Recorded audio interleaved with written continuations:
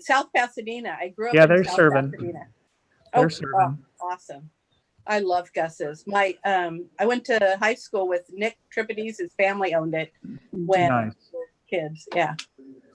We spent many a evening there as college folks and after. It's a great place. Before and after the Whittier earthquake. Oh yeah.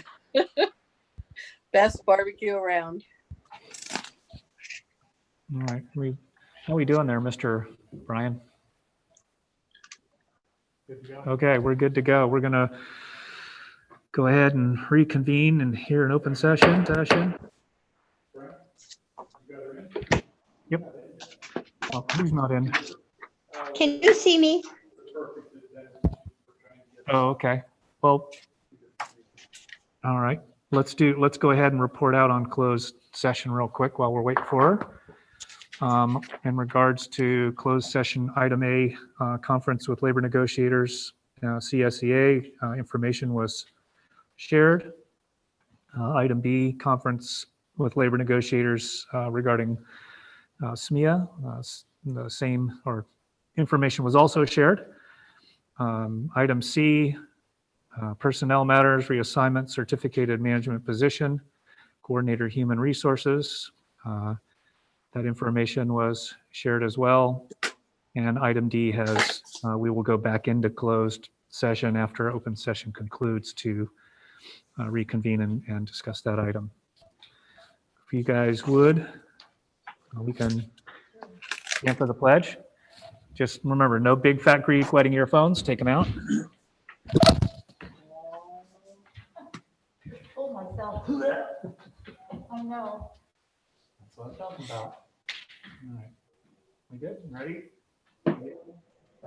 I pledge allegiance to the flag of the United States of America and to the republic for which it stands, one nation, under God, indivisible, with liberty and justice for all. Oh, Kristen. She's there. Yeah. All righty then. How are we doing over there, Mr. Mueller? Do we have it, Brian? We got a couple before. Yeah, we have a couple items before. Yeah, I'm just seeing who's here. Okay. No, yeah, sounds good. Let's go ahead and quick calendar of upcoming meetings, activities, and events. On July 22nd, we'll have a regular board meeting as well as a study session. That study session will be in regard to accountability update and board goal setting. We have item 3D is recognition this evening. There are 4 different awards. The first is the Ames Manager of the Year award for the district. And do you have those, Kristen? Oh, well, there you go. And I think I will, let's see. I believe we're going to turn it over to Lori Grock. Okay, Hold on, Lori. don't hold it up yet. Don't hold it up yet. Okay. Good job, John. Give away the Oh, I'm no good at surprises. Who are you again? Good evening, board members, and thank you for having me tonight. I'm here representing Ames, which is Administrators and Management Service. And every year we are pleased to recognize both the Teacher of the Year, chosen by SMEA, and the Managers of the Year. So this year's Teacher of the Year is Diana Lamb. She's an incredible teacher. If you haven't had the opportunity to watch the YouTube video of her acceptance speech, I highly encourage you to do it. She talks about all of the different avenues that SMEA offers for advocacy as a teacher in our district and all of the wonderful things that she does. So congratulations to Diana Lamb, our Teacher of the Year.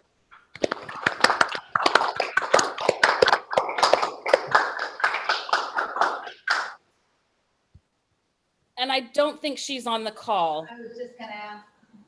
Okay, we invited her, but I'm not sure. I don't think she's here. Our next recognition is for the Site Manager of the Year. we are very pleased to recognize a site manager this year who has had a long and storied career with Santa Maria Bonita and is joining us this evening. Our Ames Site Manager of the Year is Ann McDaniel.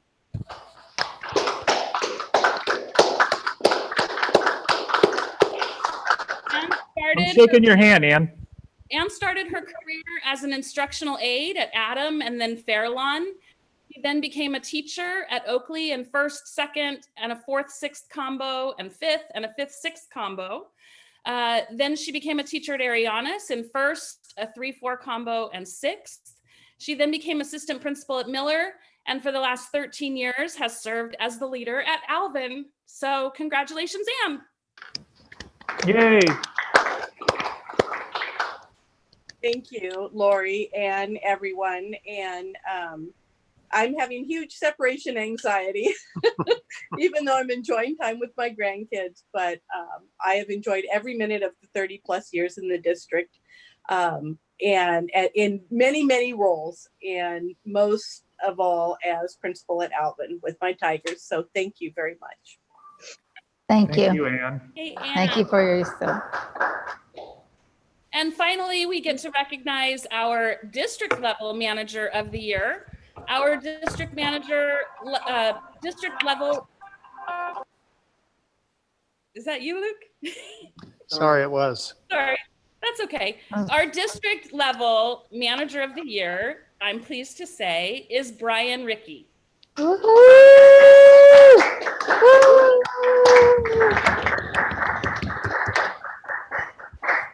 Brian started with the district in November of 2005 as a district computer and network technician, providing support to the 19 school sites. In 2007, he was asked to manage the district's student information system, which at the time was SASE. In 2008, he accepted a position as the IMC supervisor. And after 3 years, he returned to the IT department as a supervisor in 2011. He was reclassified as the IT coordinator in 2013. I understand tonight he might be reclassified again. And we all know what an incredible asset Brian is to us. He certainly proved it with the COVID-19 rollout of technology. And so Ames is pleased to recognize Brian Rickey as our district level manager of the year.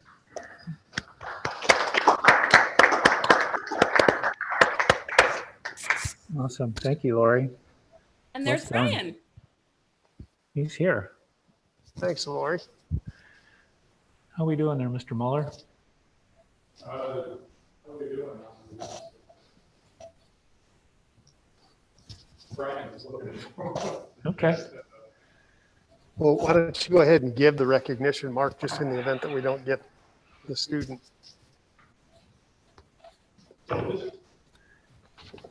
We have a round.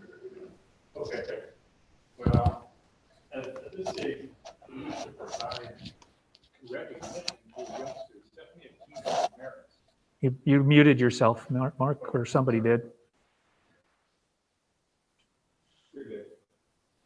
Here we go. There we are. Okay, at this time, we'd like to recognize a student, Stephanie Aquino Ramirez, El Camino student right now who's graduating. And she has not missed one day of school from kindergarten through 8th grade, other than the few days that we were closed down. We had a fire a couple years ago, and then we've had the COVID this year, but all 1,570 days when Santa Maria Bonita was in session, she has attended school every single day. She's a very wonderful young lady. We're very proud of her, and we will give her that honor and recognition. Stephanie Aquino Ramirez, and she's an El Camino student currently, or on her way to high school.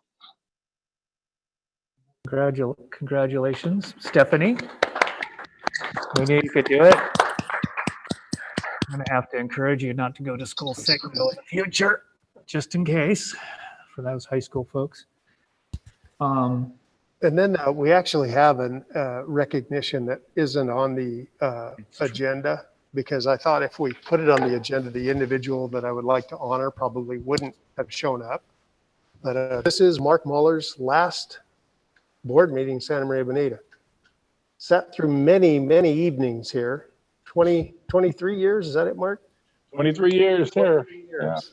Santa Maria Bonita School District, serving the kids and students and families.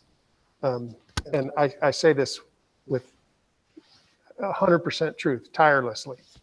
You know, I come in on the weekends from time to time to do some work, and you know who's always here, who's always signing in, is Mark. And you know, it's been for the 4 years I've had, it's been a pleasure to work with you. I mean, you saw out in the atrium, you know, he's not going quietly. You know, his staff's been distributing materials for families for the return of the new school year. And if it sounds like I'm tap dancing a little bit, I am, because we got a couple of things to do today. One is to honor Mark with this plaque. And so I'm going to ask Mr. Hollinshead. Oh, We're elbowing on it. Thank you very much. I'll like it down later. there we are. Okay. And then Mark, this is for you. Thank you, sir. And then I'm gonna disconnect myself and walk across the room for a minute to check on this. Oh. The old checking on something thing.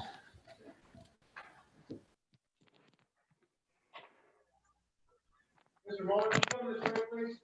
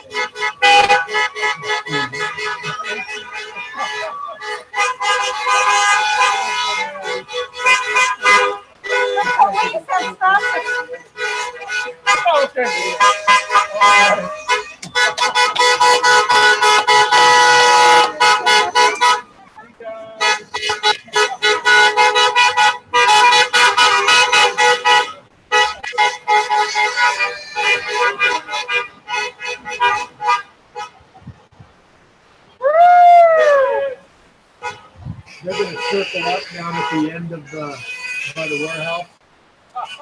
If you wanna step back in, if you want Mark to.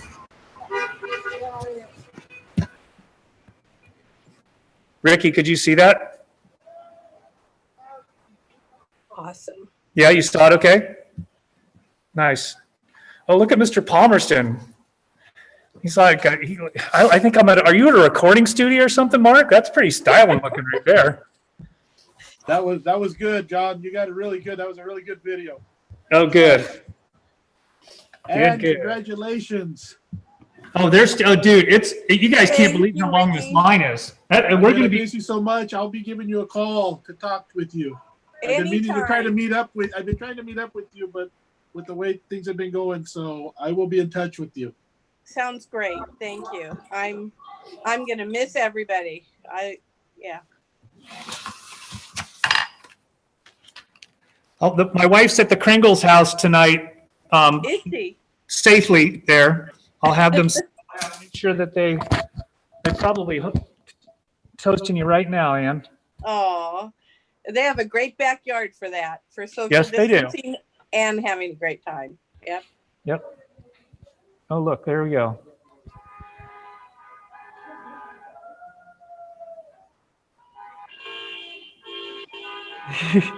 So Mark's out walking around. This isn't really for Luke. It just looks that way. That's a long parade. That's an awesome parade. Yeah, It it's is. massive. That's cool. That's cool. There's like police stopping traffic so they can all be there coming in. Nice. Nice. Awesome. That's awesome. That's great.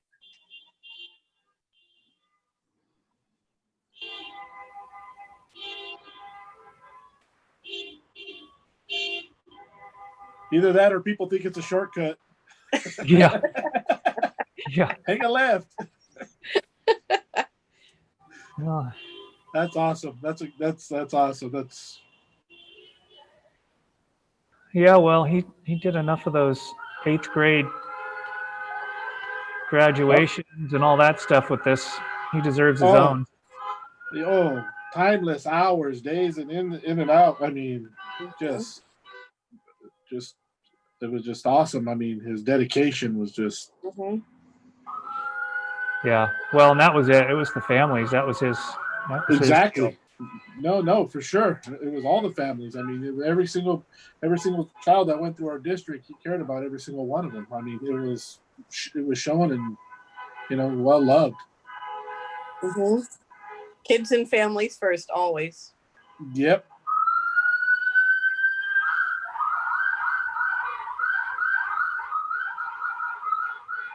That's. Well, he's probably already walked around the block on his way back, isn't he? Yeah. Yeah.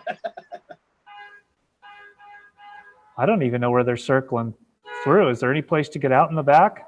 You go out and then you hang a little bit to the right and you go up along the apartments and then out through the industrial. Oh, okay. That's probably what they're doing then. Because if not, they're going to play a hard time getting out of the back. Yeah, it's going to be like Austin Powers trying to move his golf cart. Yeah. That's awesome.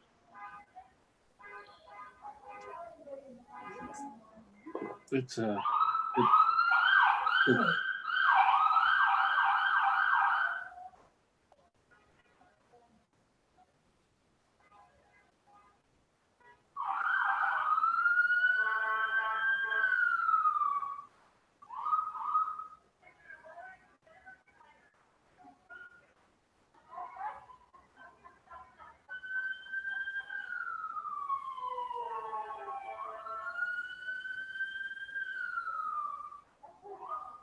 I think the police just threatened to arrest him if he didn't retire, something like that, on their PA. Yeah. Yeah, exactly, right? He doesn't have to do all this business. He can go enjoy himself. We're watching it on the cold out there. Yeah. Are we still live? Yes. Okay. It's true. Yeah, Brian turned the camera around and got some good stuff there. There you go. Yeah. I know. Keeping it interessante.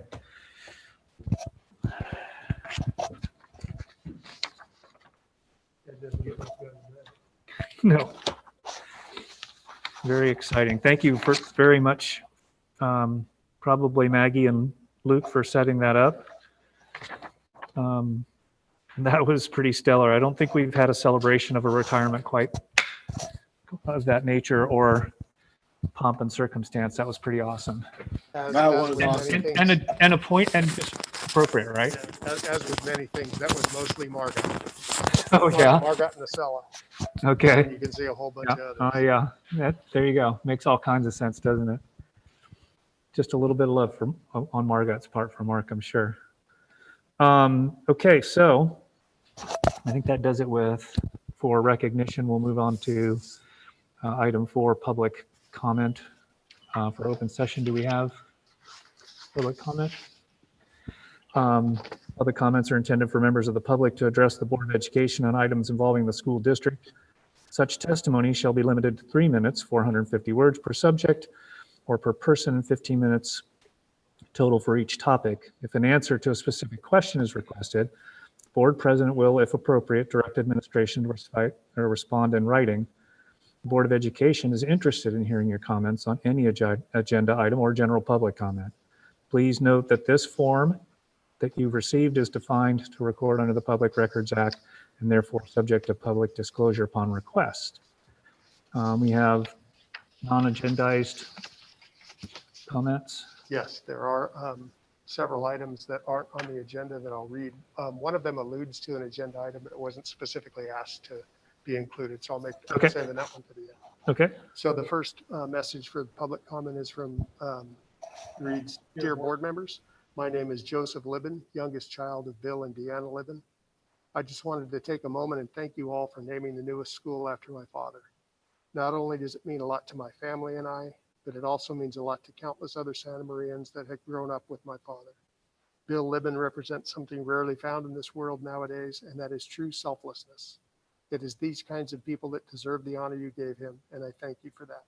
I wish you all the best, Joseph Libben. The next comment reads, hello, my name is Caitlin Molina, and I'm a teacher at Fairlawn Elementary. As educators, we have the obligation to teach our students how to be responsible global citizens. This includes arming them with the skills necessary to be advocates for social and racial justice in all facets of life. It is my belief that this starts with teachers who also believe that there is work to be done, meaning that we acknowledge the fact that there are current inequities in our nation and strong inclusive curriculum with multiple historic perspectives, not just the white male perspective. In our current ELA adoption benchmark advance names Christopher Columbus as a notable historical figure to be celebrated, Kindergarten Unit 7. This is sufficient information to support the statement that SMBSD currently does not implement inclusive curriculum, and I find it to be a personal disservice to the Indigenous students and their families in our district, because we know that many of our students' ancestors, including my own, were personally victimized by Christopher Columbus. I urge our district to consider rethinking our ELA adoption in exchange for something more historically accurate and culturally sensitive. Secondly, I believe that diversity, equity training for all SMBSD classified and certificated employees is a must moving into the 2021 school year. Given the civil unrest surrounding racial injustice ignited by the recent deaths of George Floyd, Breonna Taylor, and countless others, I would think that SMBSD would want to publicly state their support and alliance with the Black Lives Matter movement, especially considering that our very own students are also disproportionately affected by police brutality, racial profiling, lack of educational economic opportunities, and a constant fear of being judged and or detained, deported due to their citizenship status. It is essential that we as teachers first do the work in order to expect our students to grow up and be productive, loving members of society. It is vital that we consider these two suggestions in moving forward. Thank you, Caitlin Molina. The next comment reads, hi, this comment is for the June 24th board meeting. My wife and I are parents to two boys that will be attending Tunnel Elementary, with one starting 3rd grade and another starting transitional K. We are supportive of recommendations that will bring our students back into the classroom with safety mitigation measures in place, such as frequent sanitizing and physical distancing. We are parents that are engaged in our children's learning, but we have found online schooling challenging during the past several months, even with the one-on-one guidance that we provide. Our 7-year-old son did his best getting through the numerous online reading and math assignments, but ultimately this took an emotional and mental toll for both parent and child. We found a lack of consistency on workload and content existing even within the same grade. The platform used for my then 2nd grader was useful, and because he had used it during in-class time, it was not usually hard to utilize. We do worry for the development and education of kids who have parents that are not familiar with the content or tools provided. A second concern is for the younger students. So much of their growth comes from emotional and social development, as well as learning to listen to other adults and learning to how to interact appropriately with other children, learning boundaries, and learning to share, respect, and cooperate. As a parent, there's a fear that so many of these skills will not develop as well as the school system can foster. We worry that using an online component for the education of the youngest students will miss so much of the important parts of education for these youngsters. We have hope that there will be better days ahead as we still battle this virus in our great community. We support public school and look eagerly for its return when it can be done in a safe manner. We applaud the efforts of school administrators and teachers that have adapted the best they can during this challenging time. We hope that we can move forward and balance educational priorities with safety concerns. Thank you for your time. Chun and Sharon Ng. And then there's one more public comment that also references reopening. And so before I read this, I want to note that we do have an item on reopening at the end of the meeting tonight. And this letter reads, members of the school board, Superintendent Ontiveros, and the SMBSD community, flashback to March. We learned that schools were closing and student learning would be online. Teachers immediately stepped up to create lessons, videotape their teaching, hold video meetings with students, support their emotional well-being, and so much more in an attempt to keep our kids engaged and learning. We did this within days with little to no guidance from the district. Unfortunately, as we had never been in this situation before, we used whatever platform that we thought best at that time. Fast forward to June, we have learned so much. Many of us in the lower grades learned the platform we chose may not have been the most appropriate for our youngest students. Having personally used Google Classroom during this time and finding it to be difficult for students and parents to navigate, many of us began to look ahead to next year and explore other options. We spoke to teachers that had been using Seesaw and noticed increased participation from their students and far fewer parent complaints. Here are some things I learned about Seesaw as I began to explore it. Seesaw is more kid-friendly and easier for the littles to navigate. The recommended grade levels for Seesaw is K-12. For Google Classroom, it is second 12. Seesaw allows teachers to push out assignments with the option to add voice instructions and an example in the form of a video, photo, drawing, or text. Students can show their work and thought processes in real time by submitting a video of themselves working through a math problem, snapping a picture to a paragraph they wrote, recording themselves reading a poem, or uploading a file to demonstrate their learning and document student growth over time. Seesaw shines as a digital portfolio tool that incorporates teacher, parent, and student feedback as well. Both student and teacher interfaces are intuitive, and there are tons of ideas and standards-based activities available in the activity library. Many K2 teachers had already been using Seesaw prior to the closure, and we were able to slide seamlessly into distance learning and cannot imagine giving it up, therefore needing to use two platforms. From the video meetings with my own grade level throughout the district, it appeared that Seesaw was the overwhelming choice for the lower grades. Therefore, we didn't understand why Google Classroom was chosen by the district to be the single platform that all teachers will use in the future. We believe this has less to do with teacher-parent preference and more to do with cost. As most upper grade students are now able to navigate Google Classroom independently, please consider allowing the lower grades K2 to choose Seesaw. Thank you for your time. Jeannie Adkins, kindergarten teacher, Tuttle Elementary. There was also an additional letter that came in later after we built the packet that recommended Seesaw from a teacher as well. And I forwarded that as well as Ms. Atkins' email to the curriculum instruction team that's working on that reopening. And yeah, and that's perfect, because sometimes the timeliness of with all this isn't the best for getting in public comment. And I know we want to hear people's thoughts. And then is there anything that's going to be attached then to the agenda? Any public comment? Oh, perfect. Okay. Okay. So then one on the public hearing for the budget, and then another on a couple of the last items of the job description. Perfect. So let's move on then to item 5, approval of the agenda as presented. And I would make a recommendation. We have in section 7, the action items, there are items J, K, and L are three distinct job descriptions. Sure. I would recommend that we consider those items after item 8C, 8C, which is the information regarding school reopening. Oh, Because a lot of the information that affects the consideration of those job descriptions has to do with the school reopening. okay. So we'll move them to discussion, but we'll also approve them as an action Take item. them as action items, return Right. to them as action items after Yeah. 8C. Okay. All right. So then the agenda as amended, moving items 7, J, K, and L to discussion items just after 8C would be the change.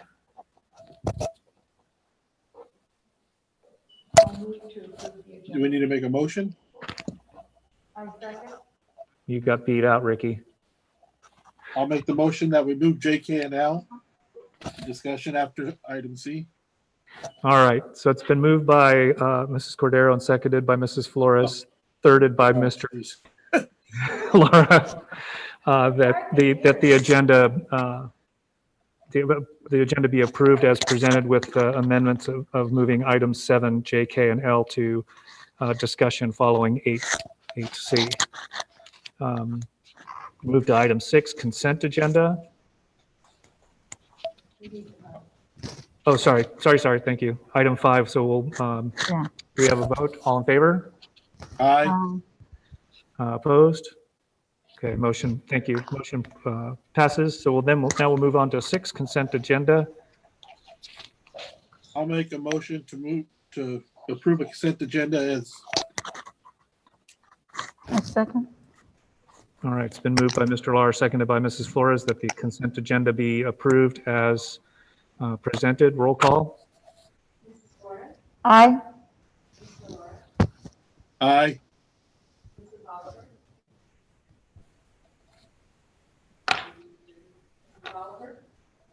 Did we lose her? Make sure she's not, yeah, we lost her. I don't see Or her. is she muted? Aye. Aye. Motion passes. Moving on to action items. Item 7A, 2019-2020 COVID-19 operations written report. And I believe that is, it says Mr. Ontiveros, but I've got Ms. Herrick's here to do that. I'm going to introduce this Okay. in a context because it's like many of the things that have happened in the last 3 months. You're muted. I You wanna can't not be hear him. muted? I think it's his I'm going mask. to introduce this item just around the background of things that are still in flux. This is one of the outcomes of the governor's executive order that moved the approval date for the LCAP to next December. And that's even in a state of flux at this point. That districts were required to approve this COVID-19 operations report. There are some other elements that will be alluded to in the presentation that Mrs. Herrick and I believe Mr. King may be with her as well making the presentation. It's so hard when we're all distanced because nobody's in the room. They're part of the budget that was approved earlier this week. The specifics have not been worked out in some of the trailer bills, and so there are still elements that will unfold. But the one thing we are required to do is approve this written report in the format that we presented to the board prior to the end of the fiscal year. So with that background, that really nebulous background, if that's sufficient, I'll turn it over to Mrs. Herrick. Good evening, board members and cabinet members. I'm not sure if I'm able to share my screen. Oh, there we go. Right on cue.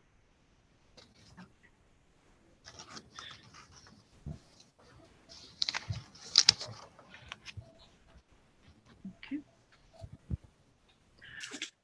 All right, so we are going to we're going to go over a quick timeline of the LCAP, and then we're going to review the 2019-2020 COVID-19 operational report. So the COVID-19 written report is Governor Newsom's response to empower schools to focus on COVID-19. The order is to ensure that school districts write a report to explain to their communities how they have responded to COVID-19, including steps that we have taken to deliver distance learning and to meet the needs of our students. The executive order extends the deadlines for completing annual planning processes, and the intention of the report is to enable school districts to prioritize more urgent needs due to COVID-19. It is important that stakeholders are aware that the report is the 2019-20 school year. It takes the place of the LCAP. On Tuesday this week, legislation approved AB 77. The district will no longer have the 2021 LCAP due December 15th, but we will write a learning continuity and attendance plan. We will work in collaboration with our stakeholders on the plan, and it will be brought to the school board in September 2020. The State Department will be providing details and guidelines in the coming days and the weeks concerning the learning continuity and attendance plan. The LCAP budget overview for parents is still due on December 15th, and this overview aligns with both the district LCAP budget and the LCAP federal addendum. It is for transparency purposes. The next LCAP year planning we'll go for is 2021 through 2024. So that is the next 3-year plan, and that will be due July 1st, 2021. So in collaboration with the Santa Barbara County Office of Education, other county school districts, and the Public Health Department, we made the difficult decision to close our 20 schools and transition to distance learning on March 16th. Because of the proactive decisions made by our leaders prior to the closure, we were able to implement a plan that immediately served thousands of students and their families. In order to alleviate the most pressing challenges, for the first 2 days of school closures, we used them as transition days. Santa Maria Bonita set up a distribution system and established a COVID-19 multilingual call center. As you can see, as I share our story, our community went above and beyond to rise to the challenge of COVID-19. So the plan is written in different sections. Section 1 of the report includes an overview of our story. Our immediate response included adapting to delivering high quality instruction via a distance learning model, providing meals, arranging for supervision, and ensuring stability for staff, all while meeting the educational, health, and safety, as well as social and emotional needs of our students, educators, and families. Whoops, there we go. So section 2 of the plan, this includes how we responded to the needs of our English learners, foster youth, and low-income students. It addresses the significant impacts for our students, and it ensures equity and access to learning opportunities. So we had to identify supports for students with disabilities. We distributed Chromebooks and other resources to ensure that all of our students were remaining connected to learning. Some of our families were unable to access free or discounted internet, so we provided them district hotspots, and a technical support center was established immediately. We also provided a variety of health and well-being support services and links to the community-based organizations. And these included services through our family outreach advocates, our outreach mentors, community liaisons, and our family counselors.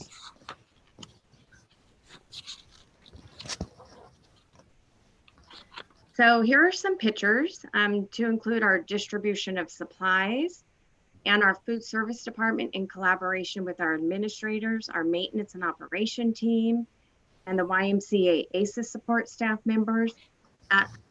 They were all at one distribution site one morning, setting up and handing out all of the food to our students. I also wanted to include one of our students who received an award of excellence for writing that was delivered to his home. The third section of the report, it includes steps that were taken to continue to deliver high quality distance learning opportunities for all students. We developed a distance learning plan. We distributed learning resources to our students. We coordinated with online vendors. We created various training videos to support teachers in setting up virtual learning environments. And we provided ongoing professional development and support for all staff. At the beginning, it was very important for our teachers and staff to make connections with our students and their families. Here are some of the great examples of how these connections were made. Communicating virtually was a new challenge for us all, and our teachers and staff members rose to the occasion to ensure that our students felt connected, that our students and families knew that we were still there for them, and that we missed them and still loved our students very much.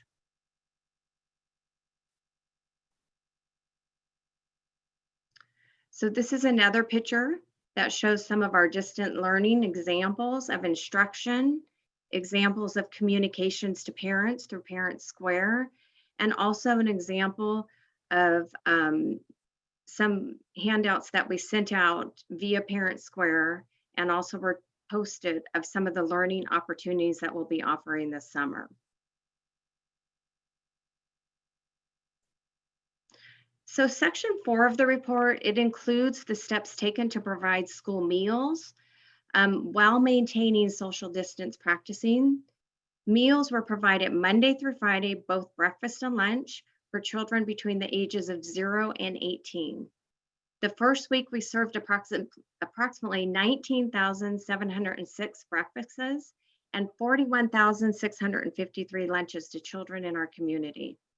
The second week, the numbers served double, and then the numbers continue to increase. Approximately 10 to 12,000 grab-and-go meals were served per day. As I stated earlier, meals were served in collaboration with our food service department, administrators, and the YMCA ACES support staff, and also some of the members of our maintenance and operation teams were out there. Community health and guidelines were followed, and we ensured to continue that students still received enough nutritious food even over the holidays. Our families and community members expressed appreciation on a daily basis for the availability for healthy foods for children and showed gratitude to our staff members that served the meals. And meals will continue throughout the summer.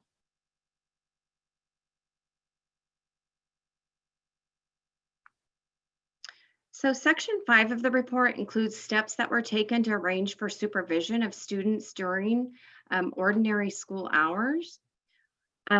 We worked in collaboration with the Santa Maria Valley YMCA. We provided childcare for essential workers, provided each student and his own dedicated space and supplies. We provided students time to work on distance learning assignments, Google Classroom lessons, arts and crafts, STEAM activities, and experimental learning lessons. And we also followed all county and safety guidelines during this time.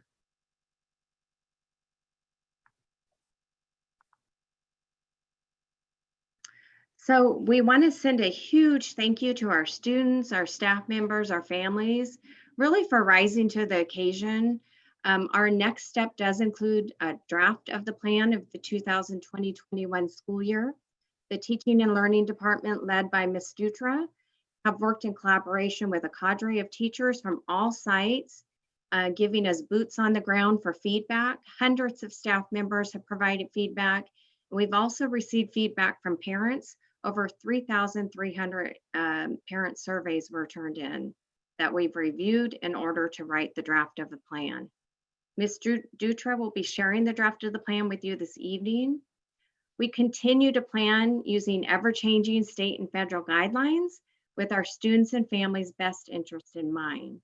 We look forward to continuing to rise to the occasion of this challenge in order to continue to provide high quality instruction and to support our students and families.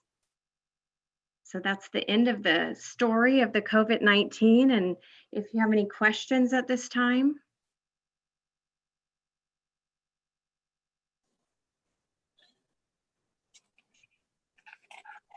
Do you think there will be any changes coming from the governor later on, even if we approve this? I mean, as far as the executive order? So, Mr. Laura, this is actually the plan for the 2019-20 school year.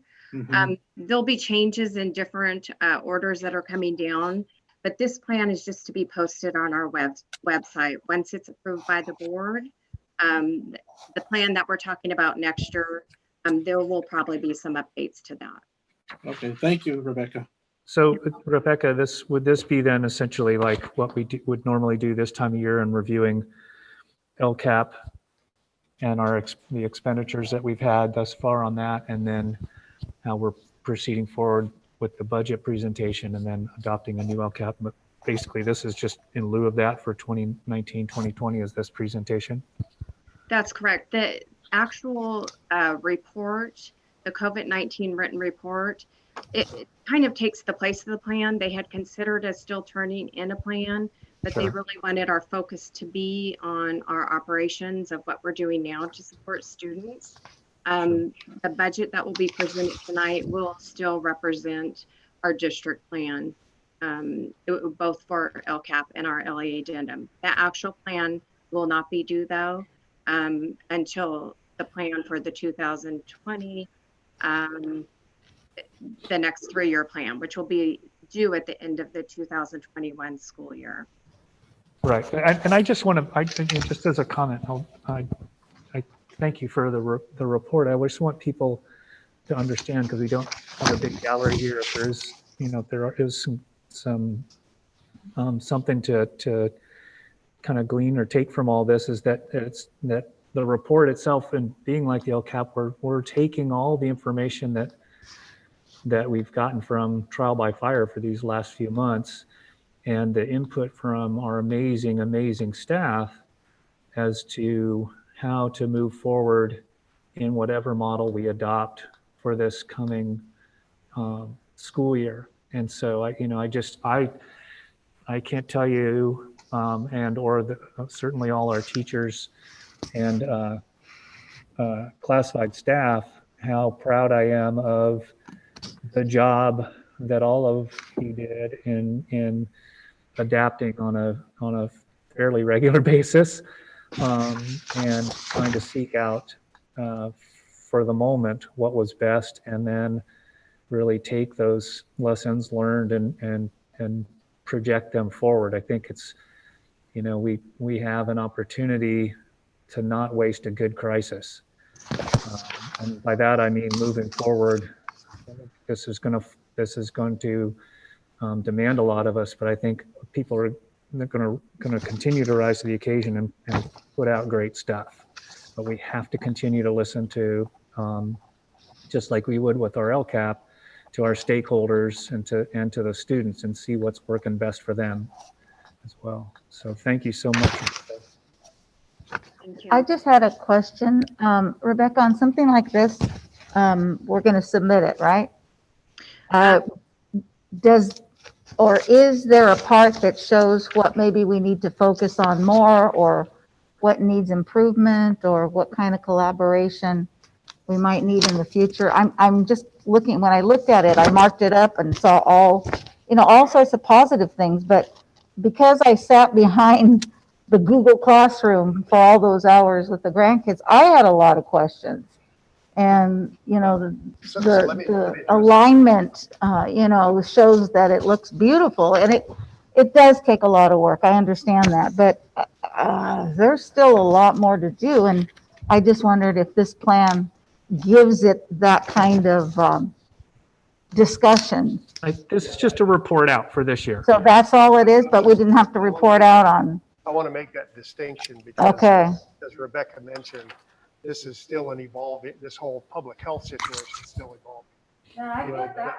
Yeah, so this, honestly, just as a report, how did we do based on the conditions, the 4 conditions of the governor's executive order? What did you do for distance learning? What did you do to make sure kids were fed? What did you do for childcare? Right? What were the things that you actually did? So it's just so that there is some level of information about what was done. The whole shift of getting back into the planning, that's the challenge with all these moving parts and unknowns, that they've shifted that timeline that originally was December now to July. Because you think of how much time we've spent with that stakeholder accountability group over the years, built around that accountability, the real accountability system. This year, we're not getting any data from. And so it's going to be, this last 3 months is really a kind of a test time to do exactly what you're talking about, Vita. And that's really the last information item tonight. Is this is what the state requires you report on. Melissa's going to talk about later the data that we collected from everybody that was involved, from our parents, from our staff members. Yeah, and then we'll put that. Yeah, and no, this is just this. Yeah. Right. I do have a couple of questions regarding the student supervision. How were those students selected, students/families, for the student supervision, the program that was opened at Rice? And then the second, how many students have we actually, or families have we actually served through that?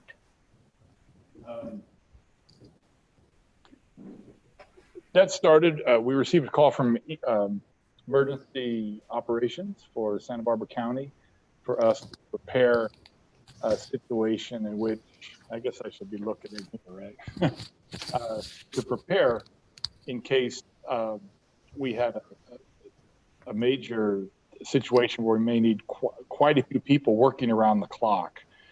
So it was a priority for workers. So first it was hospital workers. So we have a number of folks from CHC that are working and from Marion, and their children will stay with us at Rice. And we also have city essential workers and county essential workers. So it's sheriff. We have sheriff children over there. Right now we have 26 kids, and we've maxed out at that right now at the number. But if it were a situation where things got considerably worse, we could expand, although it's getting kind of close to the school year right now for us if we had to expand that service. But that's what we have 26 children right now.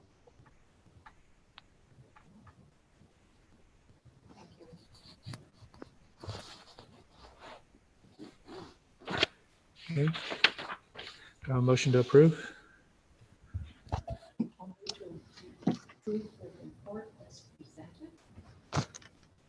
Second, Been moved by Mrs. Cordero, seconded by Mrs. Flores, that the board approve the 2019-2020 COVID-19 operations written reports presented. All in favor? Aye. Aye. aye. Opposed? Motion passes. All right, moving on to item 7B, Resolution 1932, resolution of the Board of Education of Santa Maria Bonita School District, ordering governing board member election, requesting consolidation of their biennial election with the November 3rd, 2020 consolidated general election. Well done. Yeah. We brought this item, a similar item last month for the Santa Barbara County Registrar of Voters. Because we have a small portion of down just north of the riverbed that is in San Luis Obispo County, we are required to file with the county of San Luis Obispo as well. The election is conducted through Santa Barbara County Registrars, but we do need to focus that area within San Luis Obispo County. And so this is a very similar resolution. The timing on the packets coming from the counties was just different.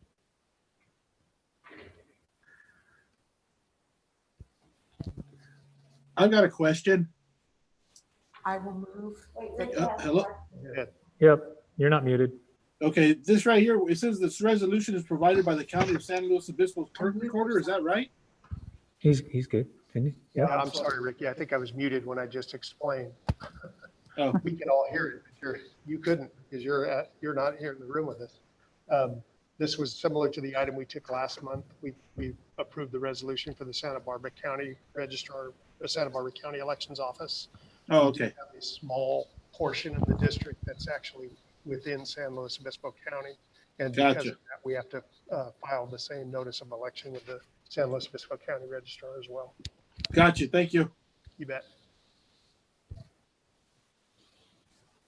I'll move to adopt resolution 1932. I second, I moved and Mrs. Flores seconded the board's adoption of resolution 1932 as presented. Roll call. she called me. Aye, Aye. Mrs. Oliver? Mrs. Cordero? Aye. Aye. Motion passes. Moving on to item 7C, resolution 1933, local agreement for child development services, contract number CSPP 0555, California State Preschool Program, project number 42-6912-000-0. Yes, this is an annual resolution that says if the state provides us with funding, that we will have preschool. The maximum reimbursable rate would be $49.85 per child for a full day of enrollment, but it maxes out at a $2,185,000. That's 374. That should be a comma there if it's not showing as a comma on yours. And it basically just says we will have preschool if they provide the funds, but the funding can't be pulled back. In most regular what would be a normal year during the school year, we receive some additional funding as well, a slight additional funding to this. So any questions on that?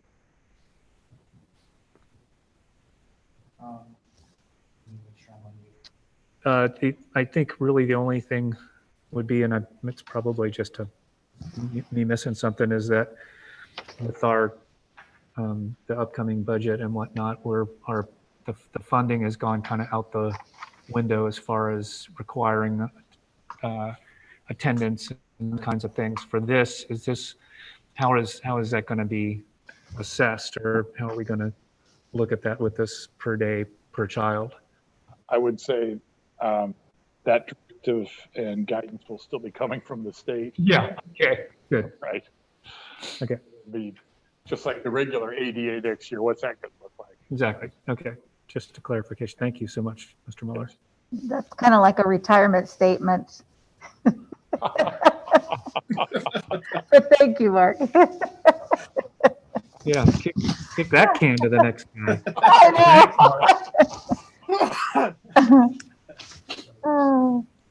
I'll move to adopt resolution 19-33. I'll second. It's been moved by Mrs. Cordero, seconded by Mr. Lara, that the board adopt resolution 19-33, local agreement for child development services. Roll call. Aye. Aye. Mrs. Cordero? Aye. Aye. Motion passes. Moving on to item 7D, resolution 1934 regarding local agreement, for child development services. This is a different contract number, sir. CPKS 0090, pre-kindergarten and family literacy program, project number 42-6912-00-0. Mr. Mueller. Can you hear me okay? Yes. Yeah. Okay. This is an additional funding for family literacy.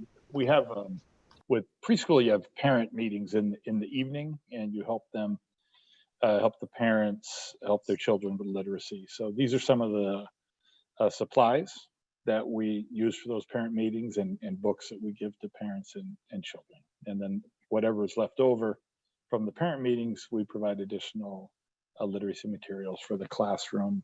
This is $15,000. And once again, there's an intention that the state will give it to us, but if it's possible, they might not be appropriated. And we're just saying if they are appropriated, that we will accept those funds.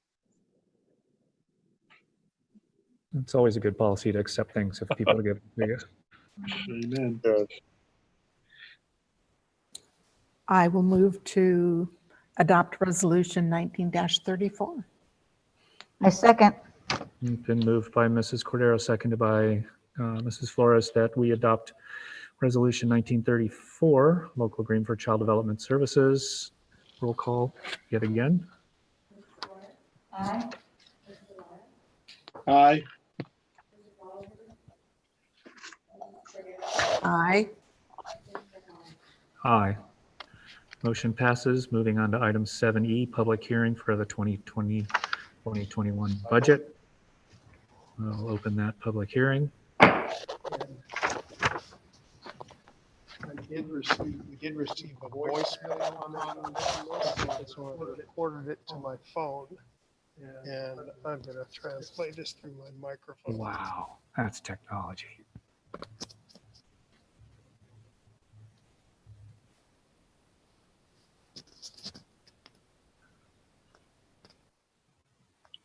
Hello, my name is John Raymond. This is for the board. Thank you for letting me address you. This question actually is for Mr. Beecher in regards to the budget.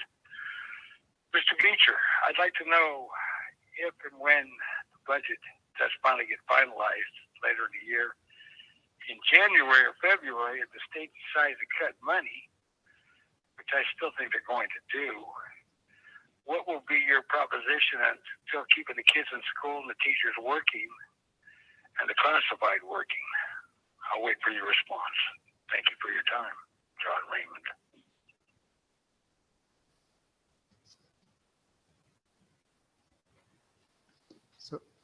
And that comment will be addressed through the course of the budget presentation, as much as we know at this point.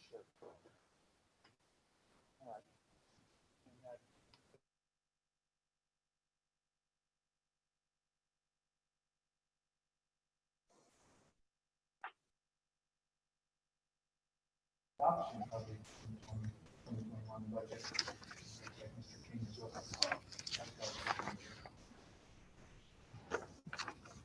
I'll unmute myself and restate that we have moved to item 7F, adoption of the 2021 or 2020-2021 budget. Good evening, board. I'll be sharing my screen with you.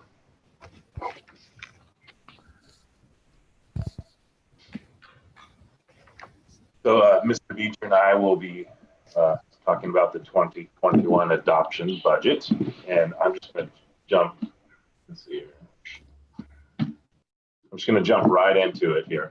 The 2021 budget was built around Governor Newsom's May revision state budget proposal, and the governor's projected state deficit through 2021 was $54 billion, and K-12 school revenue a decline of 18.3 billion.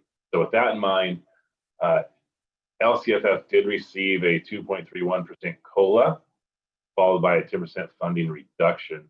And that's a net effect of a reduction of 7.92% as a percentage of 1920 base funding. So all components of LCFF were affected by this reduction. And we are aware that on Monday, the governor and the legislature reached an agreement on the 2021 state budget.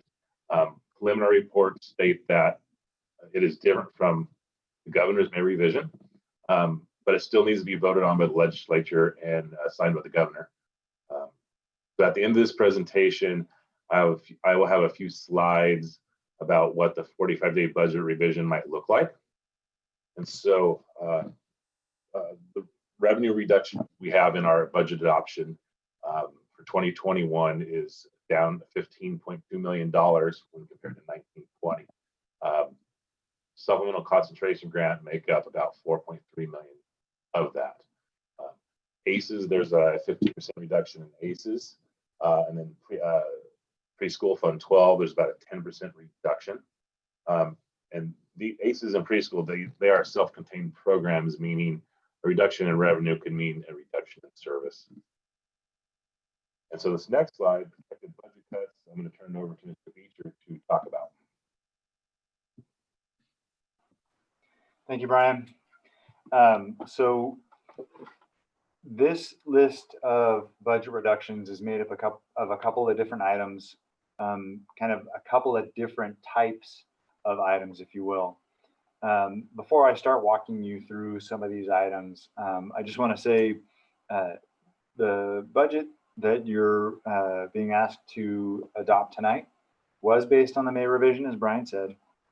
Since that time, the legislature and the governor have worked out a budget deal that wipes away many of the assumptions that our budget was built on. Ron Bennett from School Services used to talk about how the governor and the legislature would plan budgets and how recovery would occur in recession. And essentially you would see this long downward trend. And then towards the end of the downward trend, just prior to the incline towards recovery was the phrase miracle occurs here. And so somehow between the May revision and now, they've determined that the 10% budget cuts that the governor thought were necessary in May won't be necessary to balance the budget for this year. Some of that was made possible by moving dollars into deferrals out of budget cuts. But the fact is that however they came up with that plan, it wasn't based on economic recovery as far as anything that I've seen. So I give you that introduction to these items because while we based our budget and these cuts on a budget that would be reduced by millions of dollars. The fundamentals that support the revenues we'll plan on when we revise our budget next may or may not occur. And as Mr. Raymond implied in his message, there could be future reductions to our revenues in the middle of this school year, certainly in the next school year. The word is that the next school year will be even more difficult from an economic standpoint. This listing of cuts won't be necessary based on the fundamentals of the current budget. As I walk you through them, I'll talk about the ones that will remain and ones that we'll put back in our back pocket and await another rainy day, because essentially the budget that was adopted by the legislature isn't the rainy day that we thought it was going to be. So the reason I want to spend a little bit of time on these items is that each of these represent decisions, and I want to share some information about what those decisions mean. So at the top, you have a $654,000 contribution to the deferred maintenance fund. It is optional. It started when we recovered initially from the Great Recession as a way to kind of jumpstart our deferred maintenance program, keep our buildings in good shape. So when a decision is made to reduce that contribution or eliminate that contribution, as is recommended in this item, then the resources available to replace roofs, repave playgrounds or parking lots, paint buildings, replace HVAC systems, plumbing, etc., the ability to respond to those needs goes down, right? So that's what that item means. The certificates of participation number is one of the larger numbers on here. It is an obligation of the general fund to repay those debts. They are connected to the refinancing of our initial 2006 COP, and it's also related to the COP that we drew down to build Jimenez. And so we can, and what this does is divert that from the general fund to Fund 25, where we do have some funds that can be used for that kind of debt service. The issue being, when you make that choice, your ability to respond to future student housing needs by buying property or building buildings, adding portables, adding additional buildings, that ability to respond is reduced by that choice. And it's a limited and unpredictable funding source. If you don't have new construction, you don't have developer fees. So that's why that item is there, but it's a limited funding source. So the next couple of items are the restricted routine maintenance contribution comes from just the overall reduction in expenditures, driving the calculation for that number down. The school site discretionary is the reflection of one of the standard responses districts use, which is to just reduce budgets by 10%, right? It's an easy first step and people can make that adjustment. Growth furniture and replacement kind of speaks for itself. SUSA departments, that's the 10% reduction across SUSA departments. Now, on these, so a lot of those items we don't necessarily need to make next year with the way the budget is structured at this point. However, while the governor and the legislature agreed to take away the revenue reduction that was coming towards districts, they left behind the relief that they structured into PERS and STIRS. So we will have a lower contribution rate based on what's been put in the budget at this point. So those items are statutory, that's going to happen. And then because again, the reduction wasn't put through the calculator for the local funding formula, there won't be that corresponding reduction in actions and services for supplemental concentration grant dollars. So that mathematically will flip in the other direction. So it's kind of a narrative on each of those items. I wanted to give you some background on what those choices are, but also let you know that these were like the first blush of what budget cuts can we make quickly. Then also in response to Mr. Raymond's comment in the public hearing, the thinking was we would make these cuts right away and then work more deliberately about budget reductions in the future for the next year and the year after, involving our stakeholders and department managers to help make those decisions. So Matt, did you say then that the PERS and STIRS figures that are there, are they no longer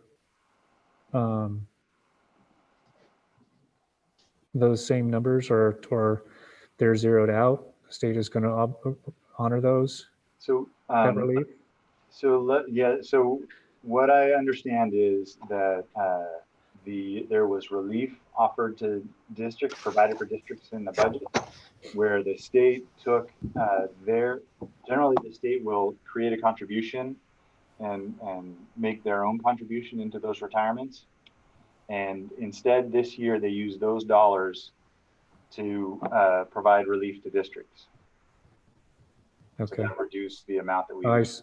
Okay. And so is this also then subject to deferral, like some of the other things that the state has promised as far as continued funding? No, the deferral component comes on the revenue side. Okay. And they kind of throw LCFF and potentially other programs into the deferral process. Right. This has to do with just the mechanics inside our payroll system. It calculates how much an employee will have to pay and how much the employer will have to pay. Okay. And this is relief against that amount that employers will have to pay. And I do have a question, and Brian, I'm going to put you on the spot. Hopefully you have an answer, and if you don't, we'll have to feed it out. But as I'm reading through this with the school board, I want to clarify the relief from the state budget number that's there. Is that the reduction from the numbers that we expected to pay as part of our original budget plan, meaning they came from the January budget? Yes, that is. Okay, but they're not necessarily lower than what we paid in the current school year? Or are they lower than the current school year? Do you know that information? They are lower than the school year. So for example, STIRS in 1920 was 17.10%. And now it's lowered to 16.15%. But then PERS did increase. It was 19.7. Now it's 20.7. So one went up, one went down. So the reason I asked that clarifying question, thank you, Brian, for having that answer, is there's a piece of this that is of these larger numbers that is relief from our expectation as we were building the budget as part of our second interim. And then there is a piece of it that is true savings when Brian talks about how it's less than it was this year. For STIRS, we actually are saving true dollars against the current year on those rates. So they're a little bit different from the way they will actually fall into reserves and expenditures. And I apologize that my discussion on those items has to be a little convoluted, but it is a savings against our plan as opposed to a savings against this year's budget. I just wanted to clarify that for you. No, I think that actually is clarifying, because as I recall, those numbers were going up year after year as you would explain them to us, and then there was that PERS STIRS kind of crossing that I think you explained to us a meeting or two ago. Yep. That's both of those things are clarifying. Thank you both, you and Brian. Yeah. The other thing I'll add on that, hearing you make that comment, Mr. Hollinshead, I was on a call today with several other CBOs in the county and one from outside the county. And they drew our attention during the discussion to the fact that the overall trend in PERS rates that you described, Mr. Hollinshead, they remain in place. So while the current year they're providing this relief, the trend remains the same. So our next step back into that trend will be steeper than it would have been otherwise, because it's just a one-year relief. Gotcha. So just to have that on your minds as we head on to this brave new world next year and the year beyond, 21-22 is going to be another very challenging year from a fiscal standpoint. That's so academic for you to conjure Aldous Huxley in the middle of this. Got to keep it light, sorry. Yeah. Thank you, Matt. So I'm going to move on. And if you're having trouble hearing me, let me know. If it's jumbled or anything like that, I might could change the speaker that I have. But going to move on to COVID-19 relief. So the district is getting some relief. It's coming in different buckets. The first one is the state COVID-19 LEA response funds. Those were apportioned this year. We actually have already received all $225,000. We received those funds to maintain nutritional services, cleaning and disinfecting, the personal protection equipment, and for distancing. There's also the Federal CARES Act, ESSER piece. It is in the 2021 adoption budget. It's $3,380,000. We do need to apply for these funds. So the funds are for PPE, remote learning, cleaning and sanitizing, and similar supplies necessary to maintain school operation during and after the COVID-19 pandemic. There's also in the Federal CARES Act, the learning loss mitigation funding. So this is not in the budget adoption for 2021 because we were very unsure about what these numbers were going to be. And we actually we got a better idea just 2 days ago what these numbers would look like. And under the learning loss mitigation funding, there is 3 ways we're receiving funding. So one is based off student with disabilities. So we'll get about $2.7 million. One is based off our ADA, and that's $2.8 million. And then the last one was based off the amount of funding we get for our supplemental and concentration grant dollars. So that's over $11 million. So you add all those up, and that's $16.6 million for learning loss mitigation funding. The funds are for use in 4 general categories: student learning support, extended instructional time, additional academic support, and integrated services that support teaching and learning. A couple examples of those expenditures would be student staff technology, mental health services, staff professional development. And so receipt of these funds is contingent upon the learning continuity and attendance plan that Ms. Hare talked about, which must be adopted by September 20th. Lastly, potential future federal funding, the HEROES Act, that's still up in the air. The U.S. House and Senate are at odds currently. There's a possibility of an additional $60 billion for districts nationally, but the CDE is monitoring that right now. Ryan, on the when do we apply for those funds on the Federal CARES Act? I think Mr. Beecher just applied yesterday for those funds. Okay.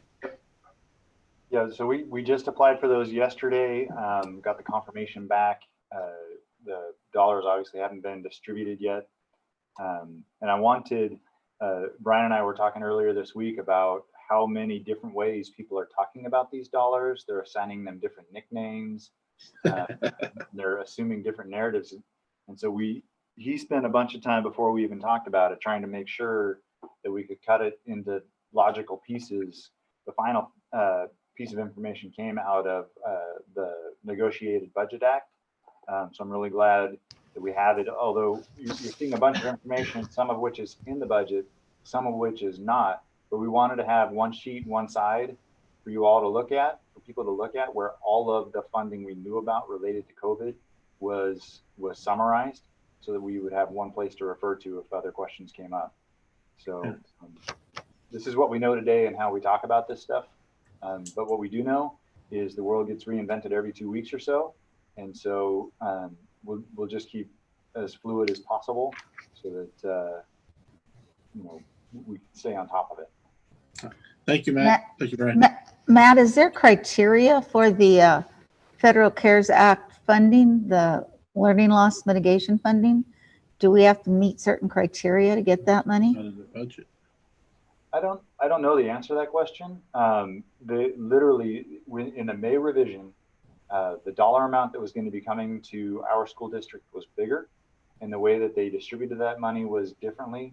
And then it actually had a spending timeline that was going to be very challenging December 30th of this year. One of the things we talked about on our call today was, where's that deadline in the Budget Act at this point? And none of us were able to track it down in all the various information sources that have come out so far. So these dollars are a little bit different than we had expected in May. And so I can't give you a great answer, except that now that it's in writing and they're reducing the Budget Act to trailer bills and other things, we'll get the information we need to really answer that question. All right, thank you. Moving on, additional assumptions. So Mr. Beach did talk about it. So the state did $1 billion to contribute first years, which then does decrease our rate for 2021, but that does have another effect for 21-22. So there is an additional decrease in 21-22. So when 22-23 hits, that's where that big catch up, that big jump will happen. Yeah. Other assumptions, I briefly talked about it on the first slide, the COLA and deficit factor. Every year we're given the COLA, but then there's a deficit factor to offset that. So basically in 2020-21, the deficit factor is 7.92% compared to 1920. And then for 21-22 and 22-23, it's flat funding from there. So for the multi-year for revenues for 2021, 169.5 million, and then it goes down by about 355,000 as a result of about 34 less ADA. So it's basically flat funding, but our ADA crept down a little bit in our multi-year for 21-22. Hey, Brian, did the report that came out Monday on the COLA, they said they were going to keep the 2.31% with the new release when he found money? COLA's going Or is it still zero? Yeah, for what the state talked about on Monday is the COLA is going to be zero. Right. But what I'm presenting to you now is what we put in our adoption budget. Oh, okay. And then later on, I have 3 slides that talks about, and I'll be back in August for a 45-day budget revision, which will be the changes. And sure, most in August, most of the 45-day budget revisions, they just mess with a few things, and there's not big swings. But this year there'll be big swings from our adoption budget. Okay. Revenues at a glance. So this graph shows revenue trends starting with 15-16. We had 6 years of LCFF revenue increases, followed by a steep drop in 2021. And then you see the flat funding in 21, 22, and 22, 23. I like to look at the blue graph, because that's the LCFF, and that's where we get most of our dollars. So you see the increase, level out, and then the decrease, and then the flat funding there. On the expenditure side, now we can look at the expenditure side. We have expenditures of 227 million in 1920, creeps up to 230 million in 2021, creeps up another million in 21-22, and then we have a drop there in 22-23, 219 million. That's a result, which I'll explain on the next slide, of needed budget cuts in that second out year in order to meet our 3% reserve requirement.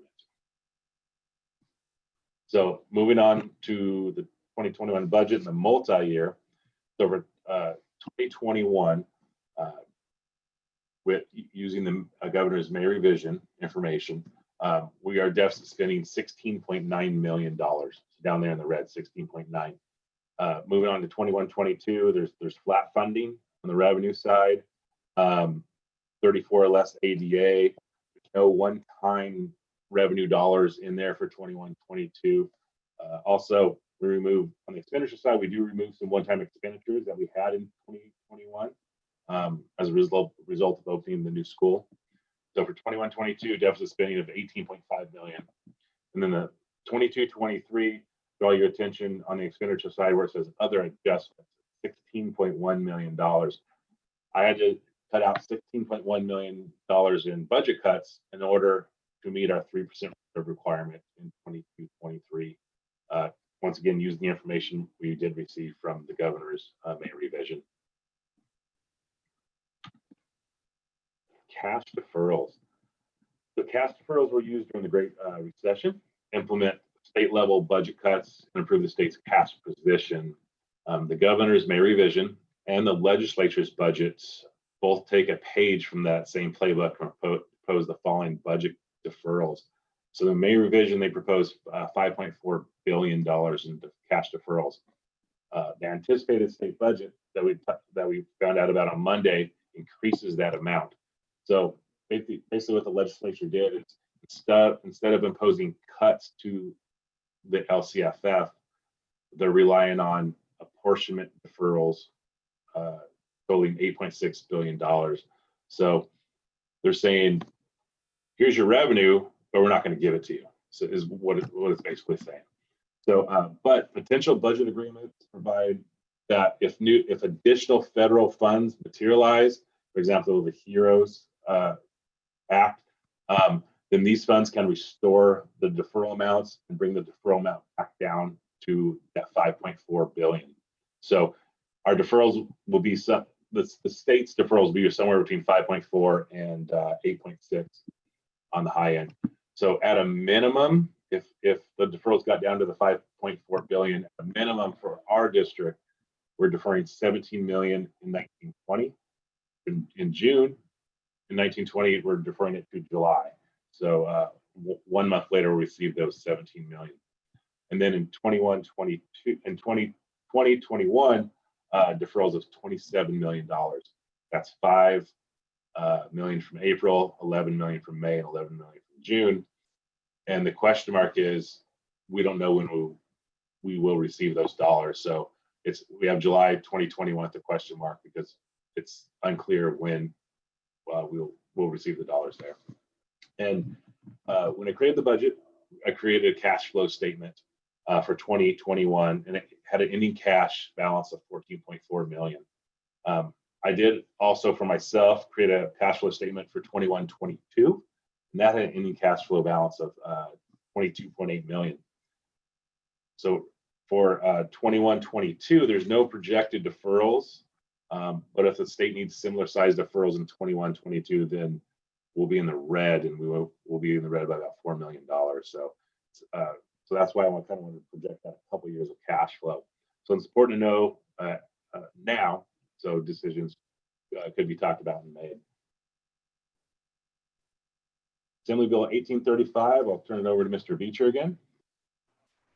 So you've heard me talk about this a couple different times. This is Dr. Weber's bill. She's out of the San Diego area. She has now for a second time proposed legislation that would require districts to set aside unspent supplemental concentration grant dollars and earmark them in the following year to serve targeted pupils. So that the last time we talked about it earlier in the year, she was introducing that legislation. And so that was concerning. Then later on, we learned that recently the legislators added this requirement into budget trailer bills for their proposal back to the governor, which was more than just concerning. I mean, that's alarming at that point.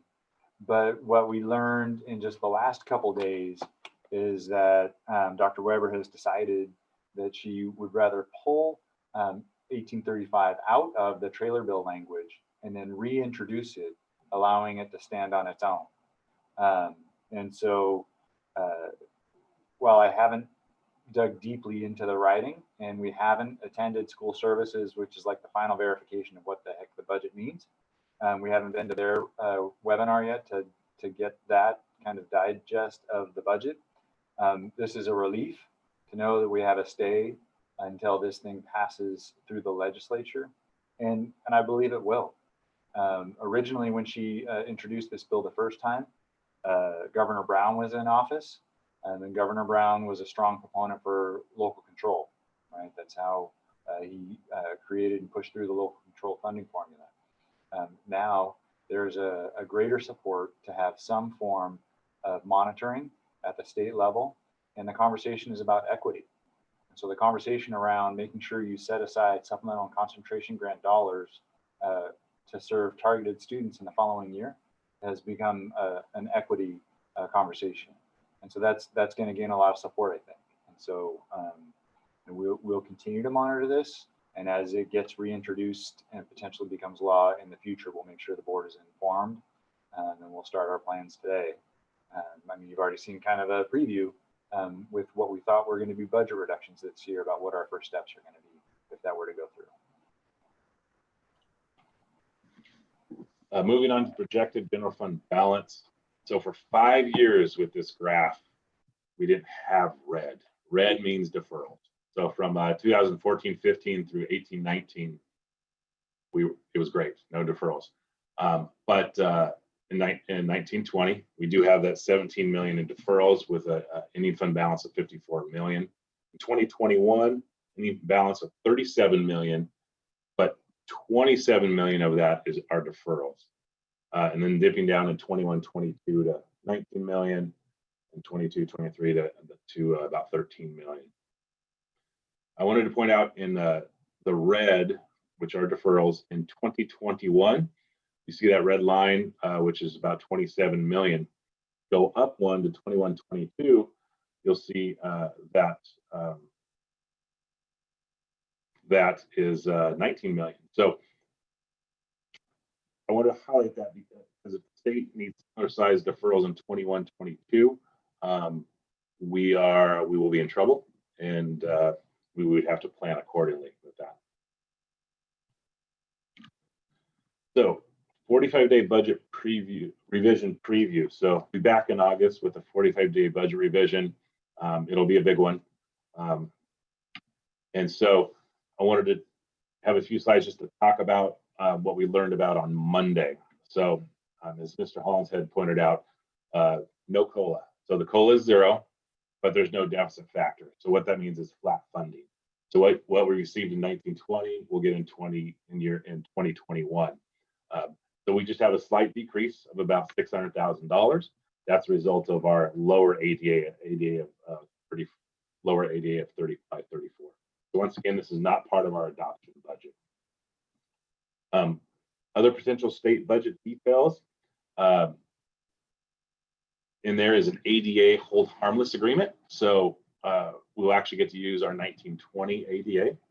Also, the state budget establishes requirements to meet grade span instructional minutes through a combination of in-person instruction and distant learning. Rebecca did hit on this next one. The LCAP is no longer required for 2021, but we do have to adopt the budget overview for parents in December. A place where we had an increase in funding is special education. So the state legislature and the governor increased funding for special education to $625 per ADA. So that's an additional $600,000 for the district. The revenue does get portioned to the SELPA, and the SELPA then funnels it to us. Once again, the STRS of PERS rate changes. And then lastly, there's a certificated and classified staff protection piece in the state budget. It basically forecloses the authority of LEAs to lay off non-management certificated staff next fiscal year, along with some classified staff who hold the positions of nutrition, transportation, and custodial services.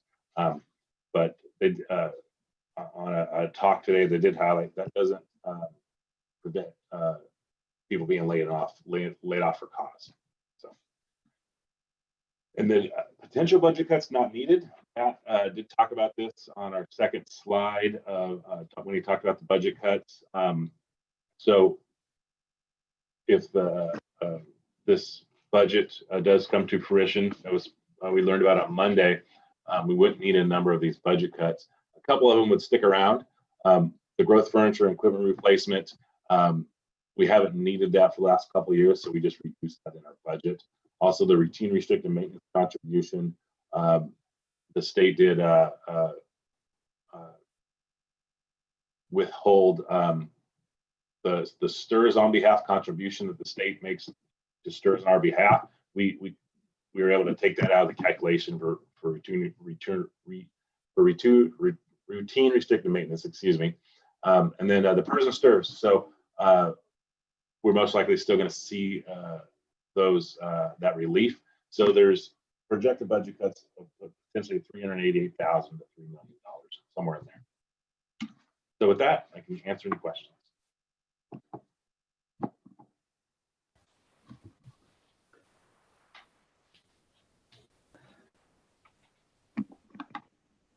So, Brian, could you go back to the very first or second slide that showed the decreases in our total budget before Monday's adoption, right there? 15.2. So instead of a $15.2 million change in our total budget, it may only be 600,000. 600,000. Yeah. That's pretty drastic. And that's one reason why they increased the deferral amount from 5.4 billion to 8.6. That's why they said, hey, we're going to allocate the revenue to you, but are we really going to give it to you when you need it? Well, isn't it even too, they're saying, go ahead and spend it and you'll get it eventually, kind of almost. I mean, they're saying spend the money. You can kind of count on it, but it's not necessarily going to be there till a certain time. And that goes back to the cash flow. Do we have the cash we need to pay our payroll for the month? Right, exactly. Fund balance and cash flow are two separate things. And so that's why I did a cash flow statement out a couple years to kind of see if deferrals continue, what our cash situation would be. Right. So every time we get to deal with deferrals like this, two things come to my mind, in particular recently. More recently, I'm really grateful for deferral cuts instead of actual cuts, right? Cash can be managed if you need to, but when they actually reduce your ongoing revenue, that is a really difficult situation. The idea of cutting districts through deferrals maintains a sense of commitment that eventually those funds are going to be restored. And it's easier to restore funding from the standpoint of I'm paying you later than I'm cutting you, right? So my mind has changed. My feeling has changed a great deal since the last time we dealt with deferrals about how they impact districts and how challenging they are. I don't want to minimize the fact that they're challenging. I don't want to minimize the fact that we'll have to really be watching the bills we pay and when we pay them and monitoring cash flow months and years out. But it's certainly a preference. The other thing is we always get the opportunity to use the Wimpy story, right? When Wimpy would ask for $1 today, right, to buy a hamburger today, and he'll go on Tuesday. Now the thing is, unless by Tuesday he gets enough money for 2 hamburgers in the same day and can pay you for a hamburger and pay you back for a hamburger, he's still going to need another hamburger, right? He will always be needing that $1 for a hamburger today. And so until the state recovers and they can backfill the $27 million they owe me, plus the $27 million they owe me for the last time they deferred me, we're going to be playing this game. They're going to be chasing their tail. And that's what happened the last time. So when Brian showed you those money bags where they were gone in April, May, and June and returned in July, what we'll see if this continues is in July, they'll be deferring July's payment to October and August's payment to November, and they'll just keep pushing that out because they don't have that second hamburger yet. And so until the economy recovers to the point where they can pay us what they owe us and pay us what's due at the same time, we're going to be chasing our tail with them. So, But you having gone through this before have a great experience in having negotiated these waters, I think. So I think that's going to be in a kind of different way helpful. Mm-hmm. And I think I like your perspective because it's like, are you saying that like if they were to just take all the money away, then that's a lower baseline to start back from when we're kind of getting starting over again with building back up what funding schools are getting. Yep. Yeah, and so really there's two things in this year's budget process that have come out that are the silver lining to the clouds we're kind of navigating here. One is when the governor planned his cuts, he gave us the COLA first and then cut us, right? That's another expression of a commitment to funding education, that eventually the deficit piece goes away and the COLA is already there. When they actually bargained the deal, the COLA isn't there, right? So there isn't the indication that there's a commitment. But you know, if I'm given the choice between having the COLA there and taking a cut, and not having the COLA there and not having a cut, I'll go ahead and take that second option, right? It's a better option. And so between that expression of commitment he had in his original May revise, and this being their chosen solution, they are expressing a commitment to fund education, but they are going to be struggling to find the cash to pay us. That's what's being reflected, and I think that, like I said, they aren't going to have that 27 million for Santa Maria Bonita in July in 2021, and they're going to defer the dollars they would pay us in July every month, and we're just going to be chasing it. And I do, Mr. Hollins, did you bring it up? We do have Mr. King has been through it. I've been through it. Ms. Maxwell's been through it. Our team has been through the deferral piece before, so our ability to make sure we have timely information about what our cash balances are and that we prioritize vendors is really, that's all we can prioritize. We prioritize the vendors that we pay to maximize the amount of cash we have on hand. And we do have that experience, and so we'll apply that to the greatest extent possible. We don't have 27 million in vendor payments in 1 month, right? We pay, let's say, 8.9 million in payroll related costs every month, and probably another 2 million, right, 2.3 million in operating expenses. But no matter what, you play the game based on the rules that you're given, and you manage it, and that's what we'll do.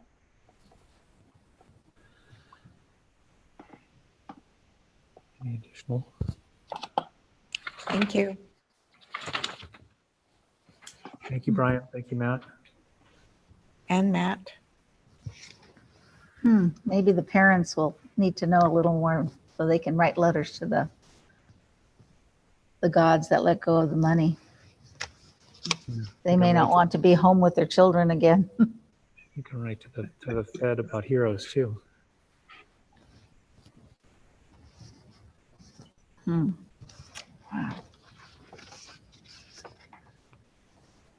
So we have a motion. Oh, right.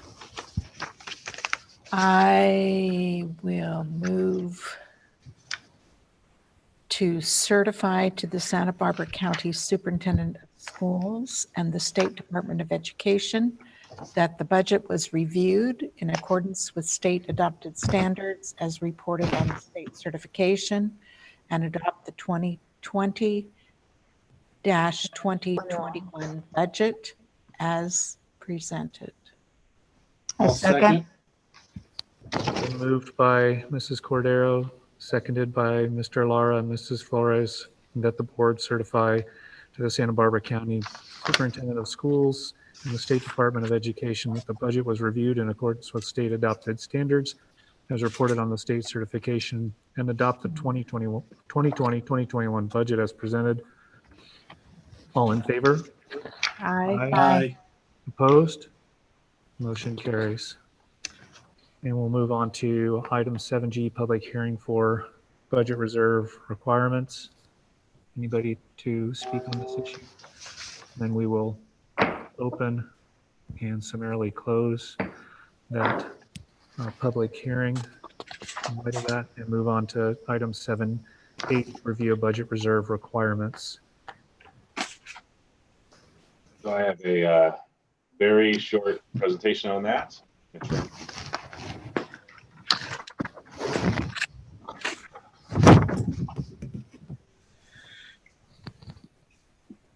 So review of budget reserve. So this came about in 2015-16. Senate Bill 858. basically it said if you have dollars over your 3% reserve requirement, you have to tell us why you have those and what they're for. Is what it basically. So for 2021, we have assigned and unassigned any fund balance of 31.7 million.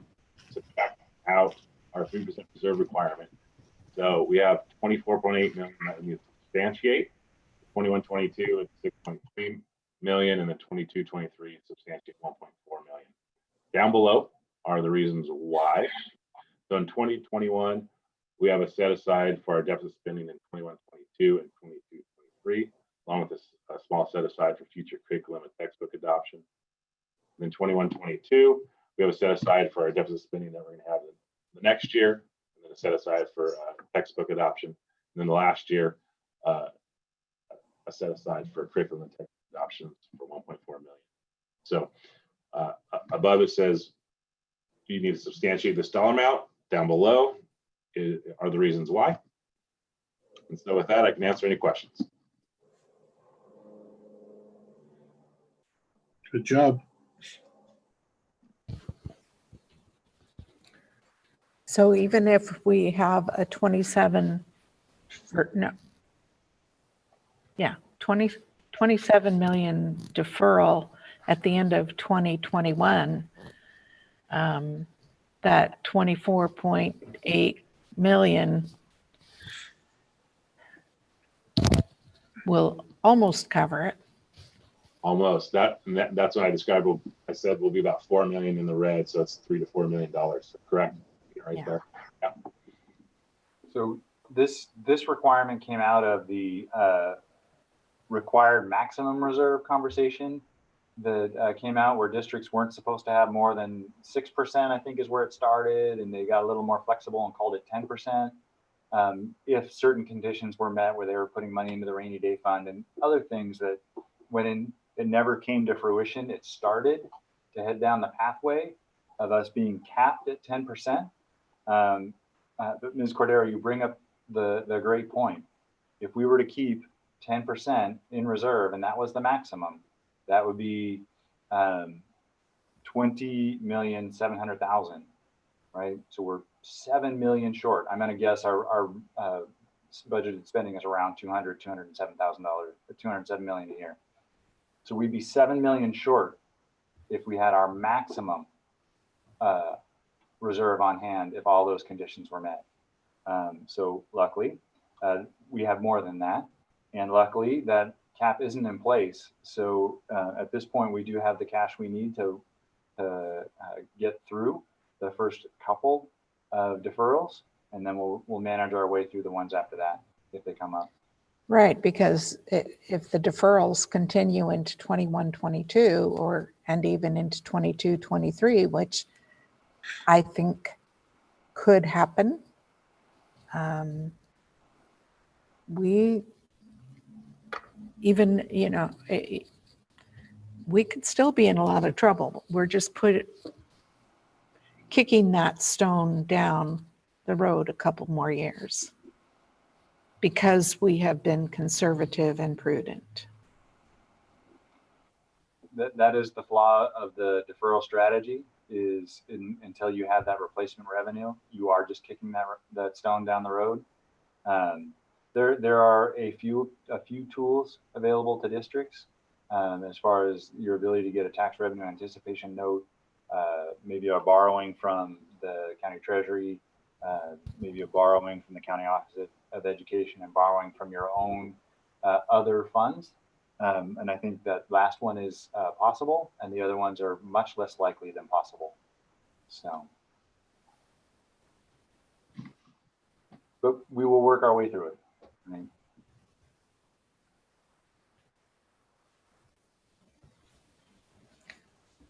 Well, anybody who calls this into question absolutely doesn't understand finance. So, good job. Thank you guys for that. And then I had a question. This is acknowledging receipt. It sounds kind of like a discussion wording. Is that we'll just keep with that then? Okay.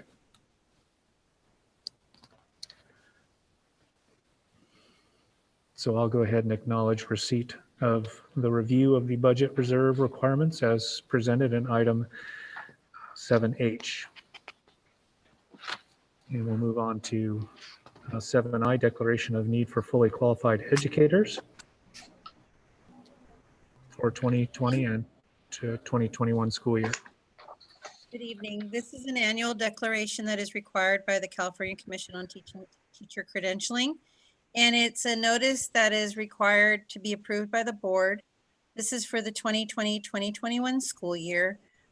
We identify areas of anticipated needs for Santa Maria Bonita School District, which may require an emergency permit.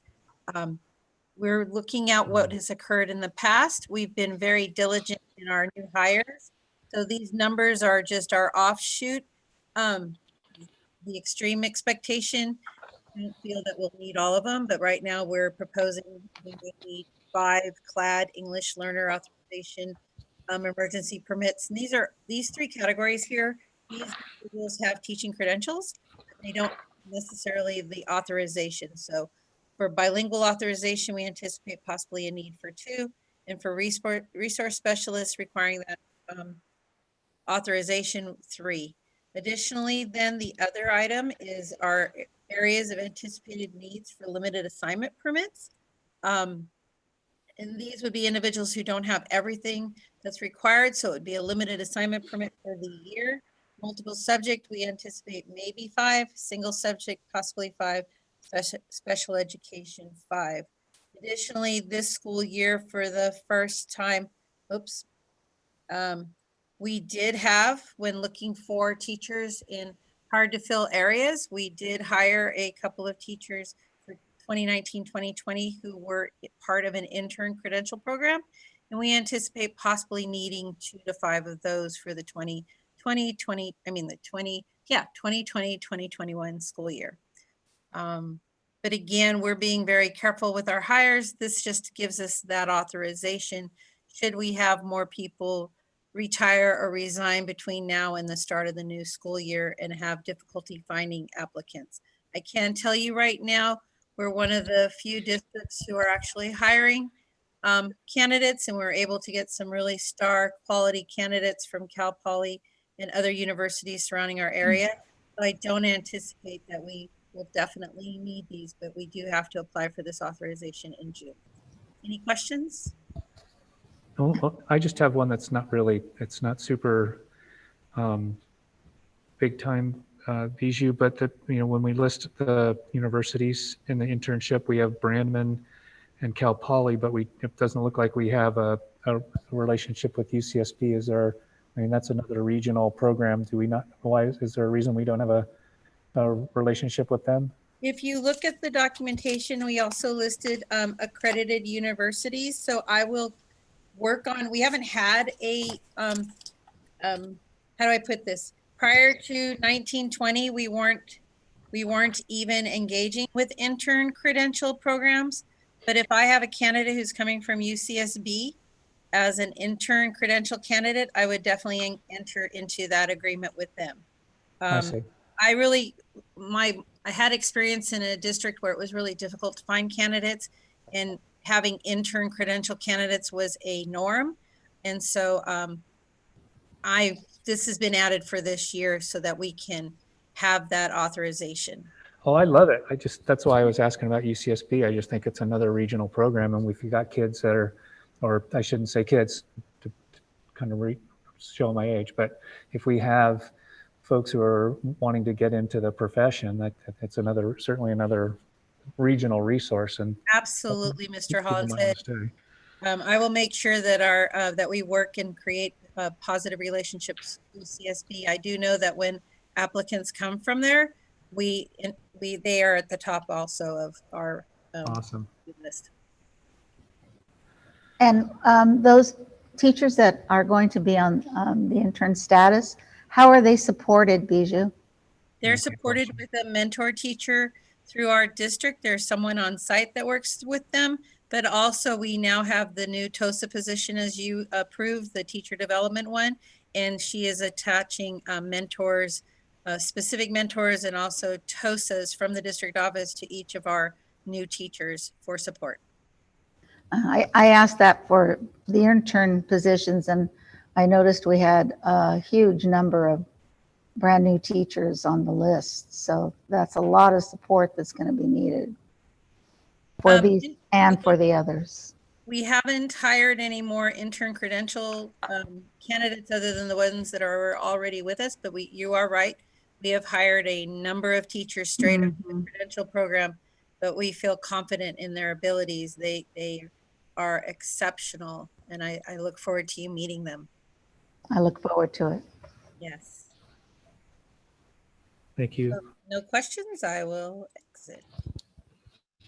I'll move that the Board of Education ratify the declaration of need for fully qualified educators for 2020-21. Recommendation as presented in this item. I second. It's been moved by Ms. Cordero, seconded by Mrs. Flores, that the Board of Education ratify the declaration of need for fully qualified educators for 2020-2021 school year as presented. All in favor? Aye. Opposed? Nope. Motion passes. Moving on to item 7. Let's see. Is that the one we're moving? Yeah, actually, I want to go, we can pull JK and L, we'll come back to it. Yeah, those are the items we're Yeah. moving. So we'll move on to discussion. That will be item 8A, review of board policy administrative regulation BPAR 5144.1, suspension and expulsion due process.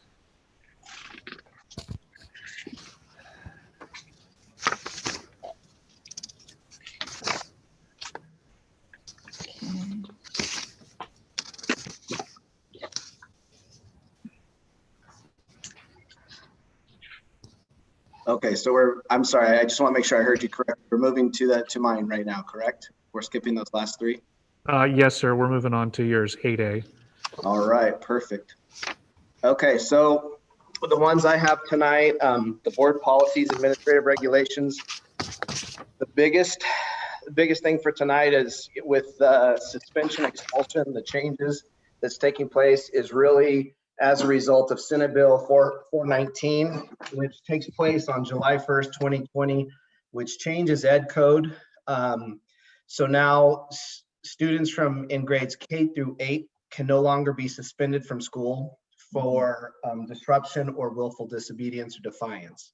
So that is that's the big point tonight that you'll be seeing in the board policy and administrative regulations that we have in regards to suspension, expulsion, and then we'll also have administrative the administering medications board policy for that as well at the very tail end.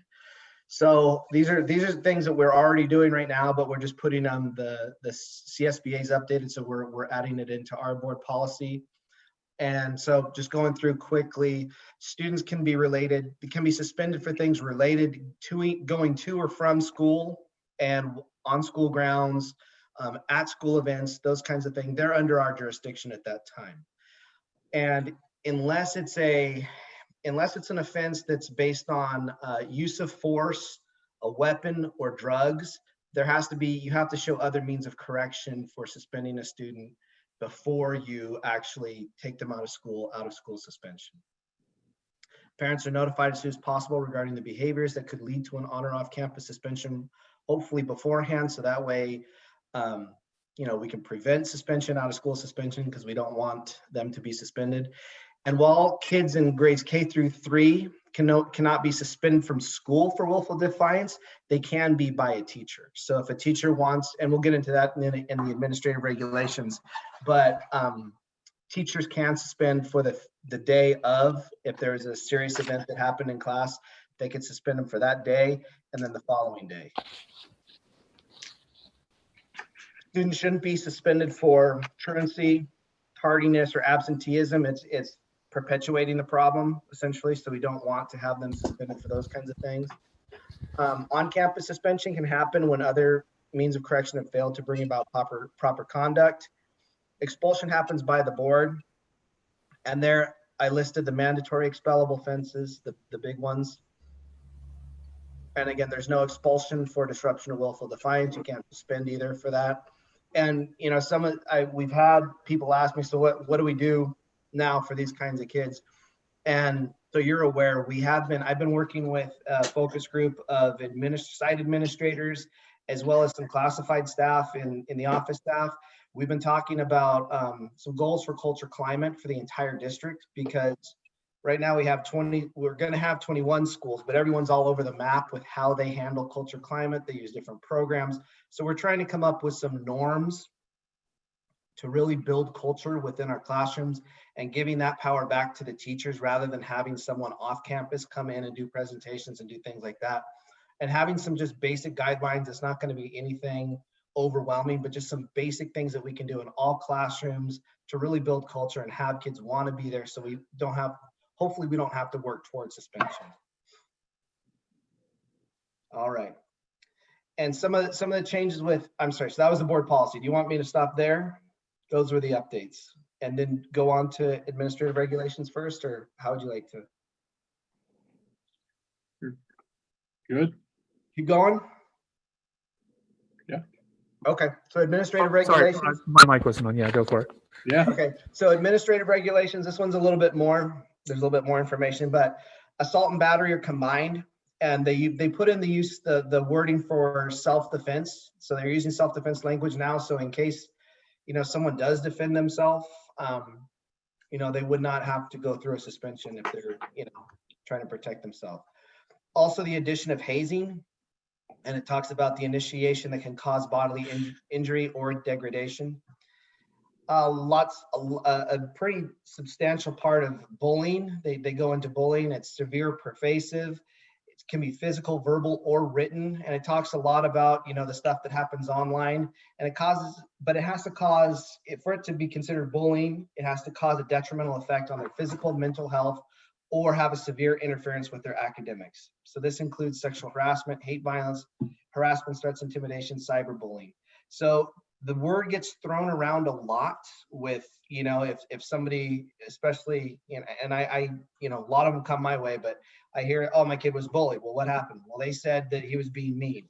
That's not bullying. So we really have to look at what constitutes bullying. And we have to, again, we're going to look at culture climate for the district and really try to build that strong culture. And with kids coming back in a new form next year, smaller classes possibly, we'll be able to really build that culture to steer away from those kinds of things.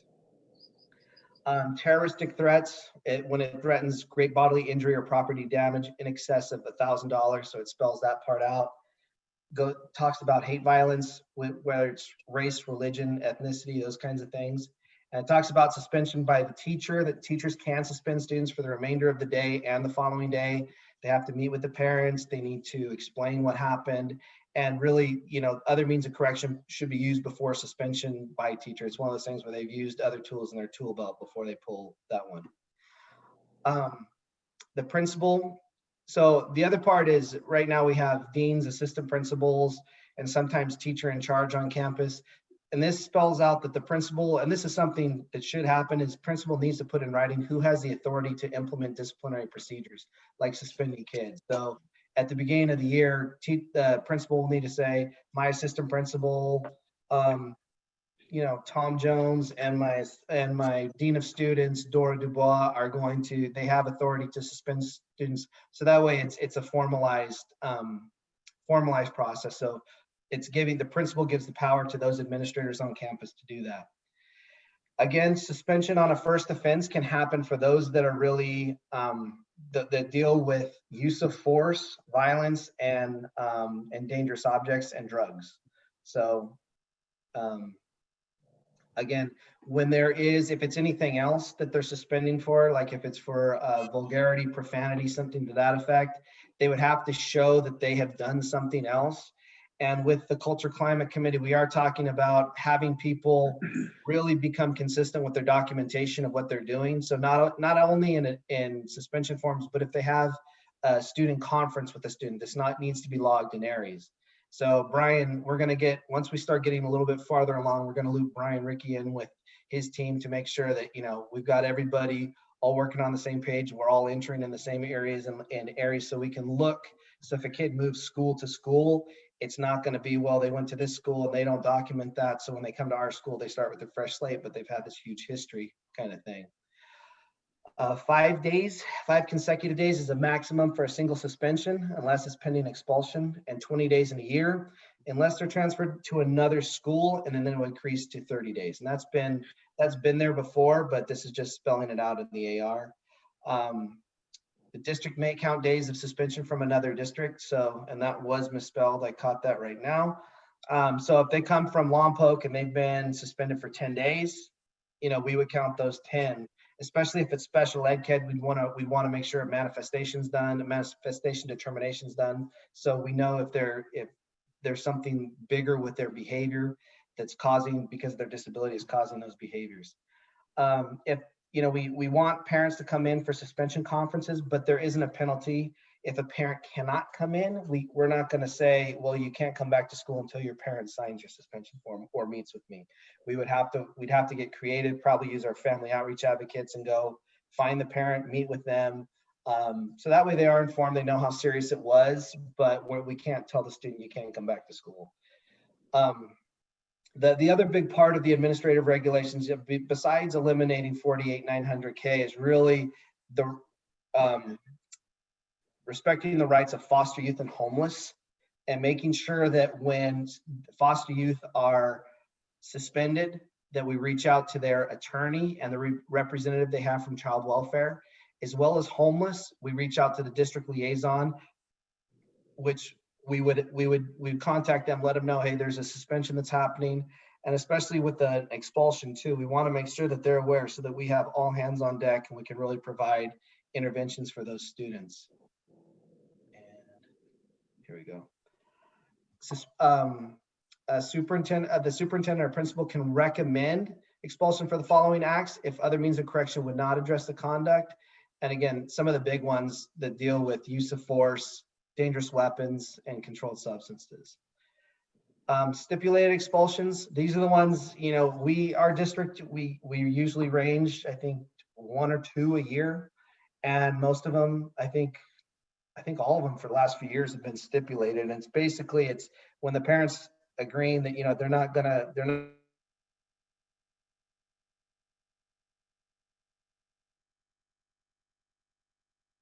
going to go to a hearing because they met with what happened.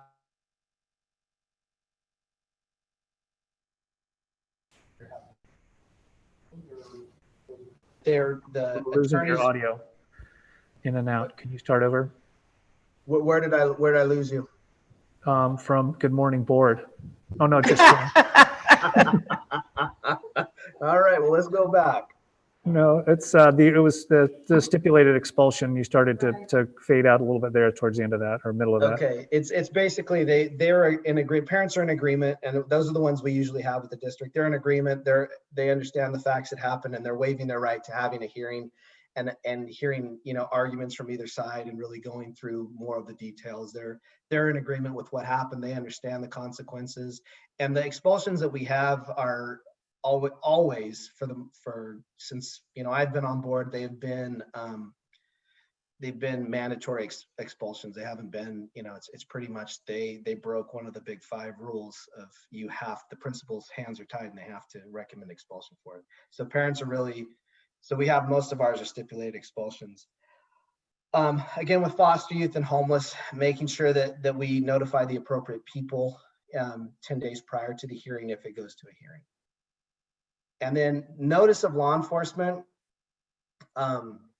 when there is suspension or expulsion for assault with a deadly weapon, and this can include, not only just, something they pick up off the ground, but if they get a kid on the ground and they start kicking him with their feet, that's also considered assault with a deadly weapon. But we do need to involve law enforcement in those cases, so they are aware. So that's if they violate Penal Code 245, we need to make sure that law enforcement is notified.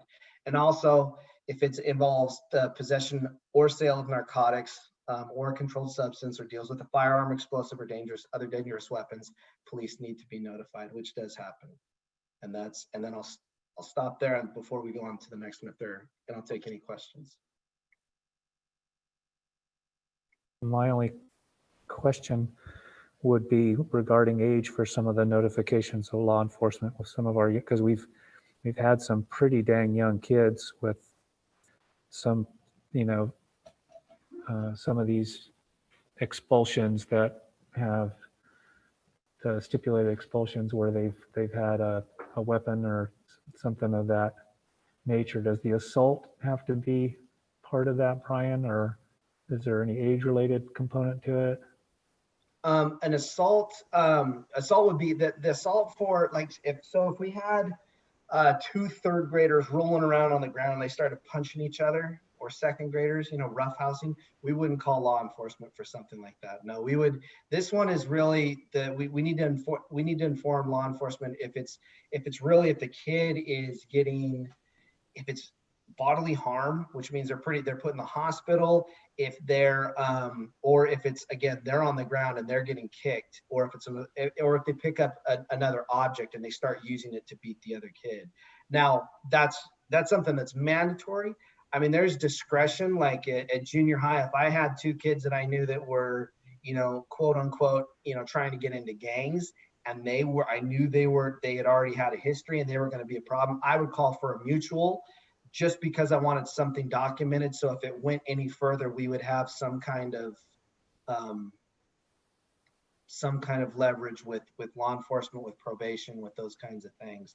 But no, it doesn't. They don't need to contact if it's a mutual, and if it's smaller kids, it doesn't need to be a report to law enforcement. Yeah, the only reason I asked is, like I said, we've had students in the past, younger students, with a stipulated for brandishing. And those are very tight windows with ed code, right. And it really has to meet those qualifications. So it has to be 2.5-inch locking blade, and it has to be, we make sure that it wasn't just I had it at my side, but you put it up to somebody's throat, or you pull it out and you like jab it towards their stomach. So it has to meet. If it meets all those, even if they are younger, that does meet the criteria for by the ed code. So we do have to follow.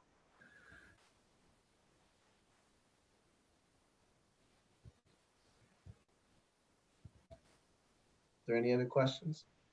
So before we go on to the next board item, Mr. Muller has been able to contact the perfect attendance student. Oh, there you go. All right. Brian was able to connect with her. And I just have a comment, Brian, when we're done with this. Okay. Yes, she's very persistent. Well, as you would expect of someone who had perfect attendance since kindergarten. Oh, good. Gosh, she looks just like Mrs. Beltran. She's on there. Oh,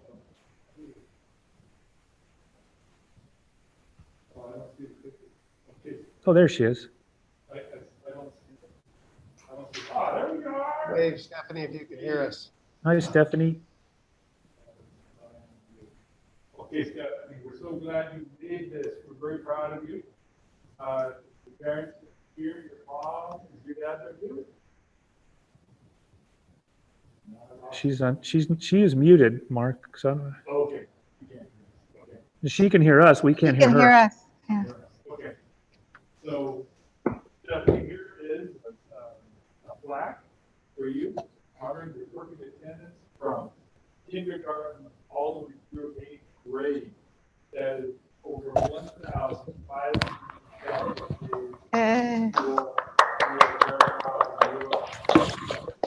Felicidades. Congratulations and all that. Felicidades. Yo sé que sus padres deben ser muy orgullosos de usted. Una cosa muy hermosa, sí, y tiene mucho resistencia. Viene, mi hija, Diana, a buena suerte, pero todas las cosas, muy bien. Muy bien, y que sigues adelantando, ¿eh? Síguele así en la high school. Did you hear us okay? You can nod if you heard us okay. I wonder if she heard us. No, where'd she go? She's right now. Yeah. Stephanie, did you hear us okay, mija? Yeah. Yes, she did. I heard, yeah. Mhm. Very good. Okay, so then, tomorrow, we will call you about bringing of the black Bizzo will give you a call about how to, or when to get that. So next one, we can talk at high school about the.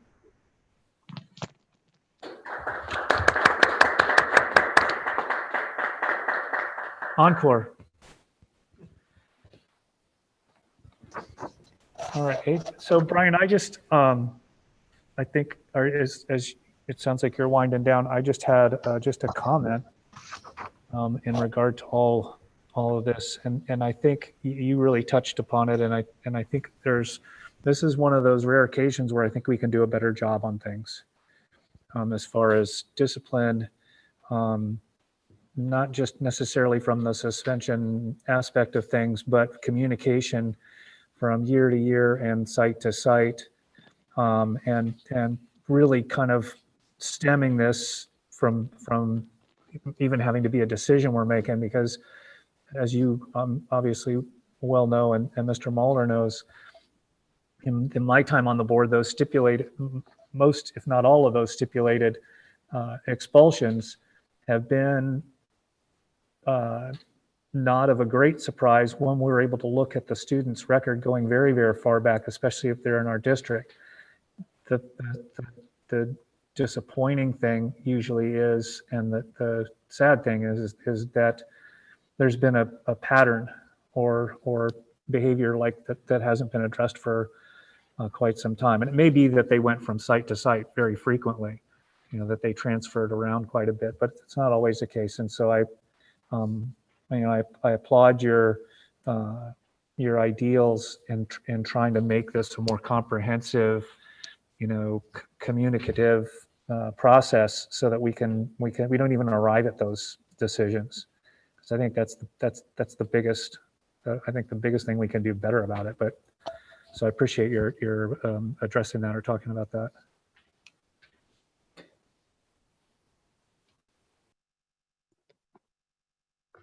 Thank you. I'm sorry, you kind of cut in and out. So I think I got the most of it, but yeah, we are looking at trying to get that consistency, because we do want, when the kids move from school to school, we want to make sure those services that they take from whatever their feeder school is will follow them over to the next school, and we can continue the services and they don't get lost in the shuffle. So that's definitely a area of focus that we want to address. Anybody else have any questions or discussion for Mr. Zimmer, or Dr. Zimmerman? Sorry, excuse me. All right. Well, thank you, sir. Well played.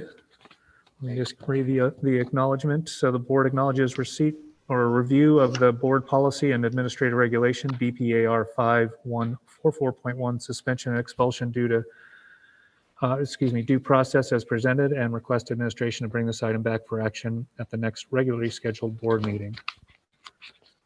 All right. And so, man, that was a big one. There's like all kinds of crossed out stuff. It's like, I think that was the most crossing out I've ever seen ever. Yeah, they gave it a complete facelift. Okay, so item 8B is review of board policy 5141.21. And I think, Brian, you alluded to it, administering medication and monitoring health conditions. Yeah, this one is super short, super sweet. And Brian, if I can share my screen, I'm trying to share it, but I've been disabled now. You've been disabled? I have been disabled. Someone put low jack on my okay, here we go. Uh-oh. And can you guys see this? Yes. Yes, sir. Now we're going to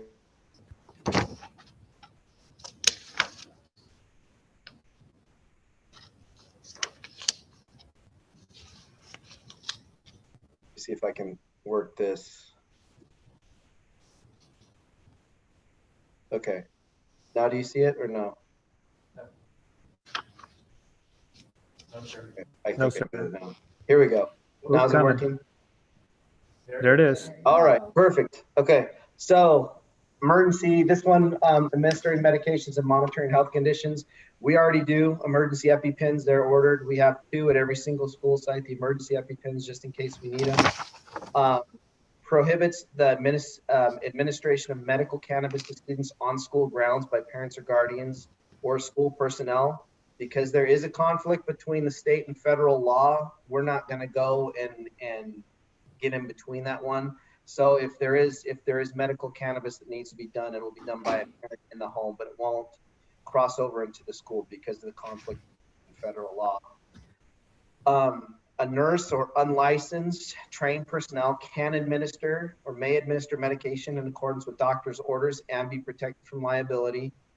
And then proper training must be done with these individuals, and it's supervised and provided with immediate communication to school nurse, physician, or other appropriate individual. And really what happens is the nurse goes through medication administration training for, you know, those people that are willing to be trained on you know, how to administer an inhaler to a kid, you know, if they're not a self-carry, or, you know, if they need to if they're going on a field trip and they need that kind of training. But basically the nurse has to feel comfortable enough to say, you know what, okay, you are able to help administer this medication to a student.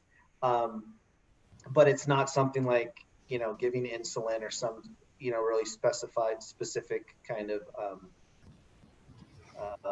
not intense, like out of the scope of that would be in the nurse's scope of practice. So it's something like that. They can train others to do those kinds of things.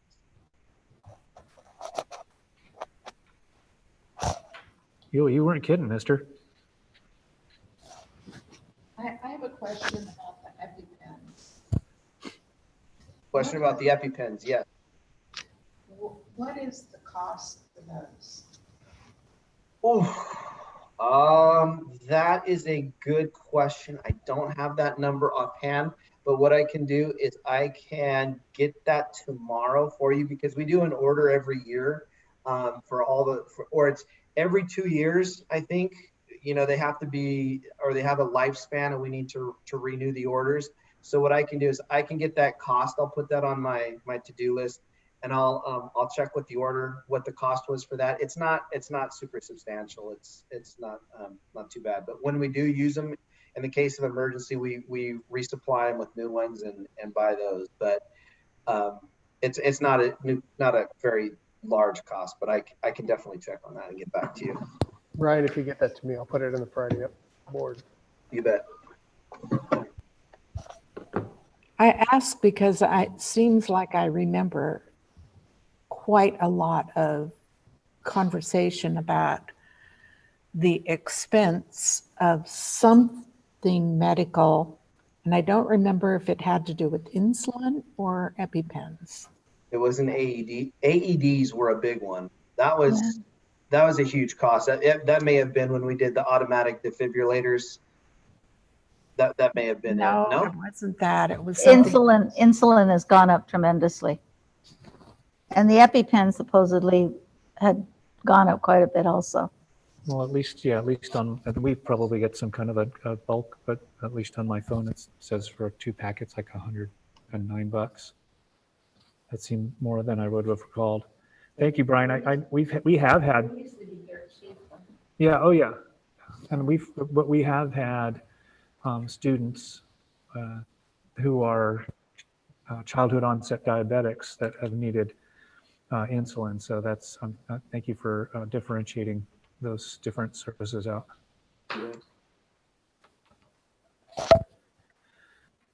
Okay, so I'll acknowledge review of board policy 5141.21, administering medication and monitoring health conditions as presented.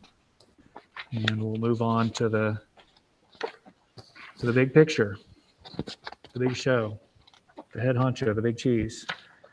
There you Item go. 8C, information 2021 school reopening.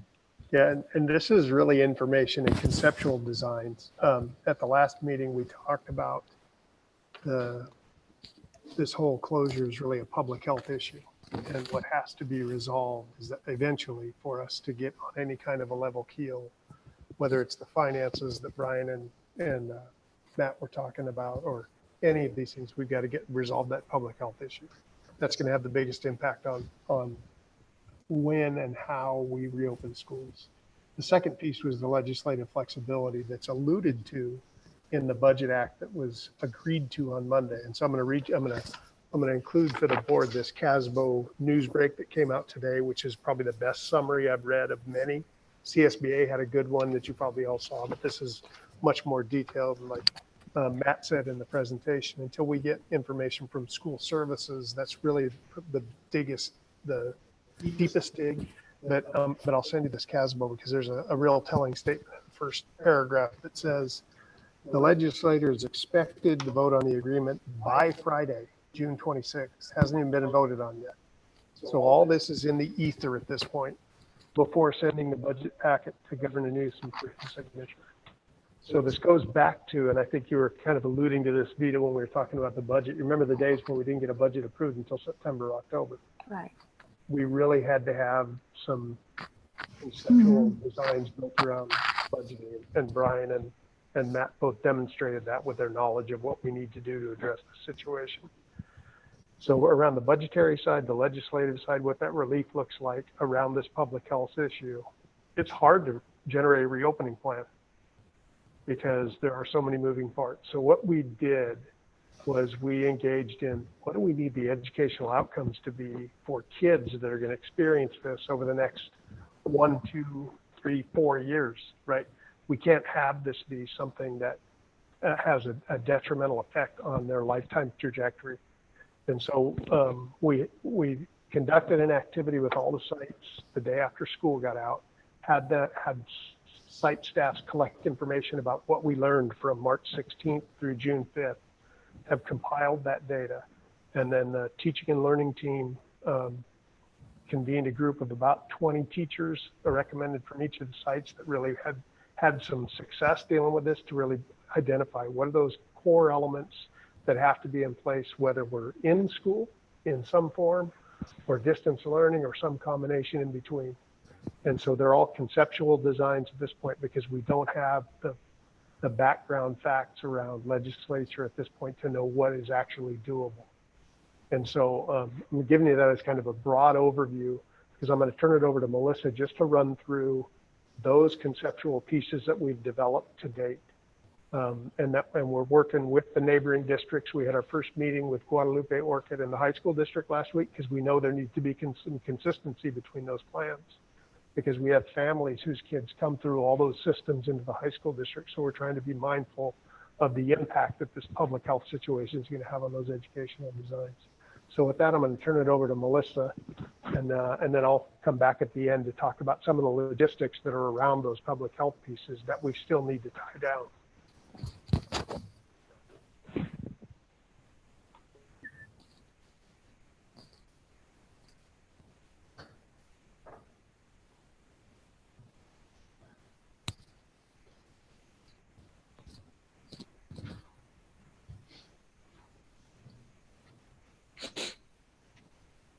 Okay, can we see it? Yes, we can. So yeah, good but I don't think we've ever had a disclaimer before. It's almost on every slide. You'll get used to it. Right. Really, we thank you for letting us come forward tonight to really bring you our current work for reopening in the fall. And again, I'm just going to reiterate what the superintendent said. There's a reason that this doesn't say plan, and there's a reason that we're not approving something. Is this really just is where we're at in time right now in this design process of what could it look like for next year, for this coming fall. So again, there's going to be lots of disclaimers that you'll see that anything that's around health procedures, the instructional models, any routines are all subject to change from federal, state, and county guidance. So again, everything is subject to change. We know the world was different 3 weeks ago. We know it could be very different in 6 weeks, but we're still moving forward and trying to put some thinking into place. Okay, so as the superintendent was saying, what's really important for us as a system, for our community, is that we're really focused on the most important work, which is our student success and the learning for our kids. So for us, all learners, all students in Santa Maria Bonita, We'll have engaging and empowering learning experiences, whether they're in a traditional model, a blended model, an all distance learning model, so that we can prepare them to demonstrate our vision of student success. We know that we have work to do and we can't afford to lose any more time with our kids. So this is our outcome for our students and we can't veer from this. You'll see that as a theme throughout this. So thinking about like, where did this come from? Where did these designs come from? It's really important for you as the board, but also for our community at large that's listening to this to really know what these recommendations were based on. Number one, there were a couple documents that we used that were critical that we know that districts up and down the state are using as well. But the CDE guidance and Stronger Together, we leaned on heavily to really put together our conceptual ideas. We also, of course, leaned heavily on the California Department Public Health guidance around what we would do for reopening and what that would look like.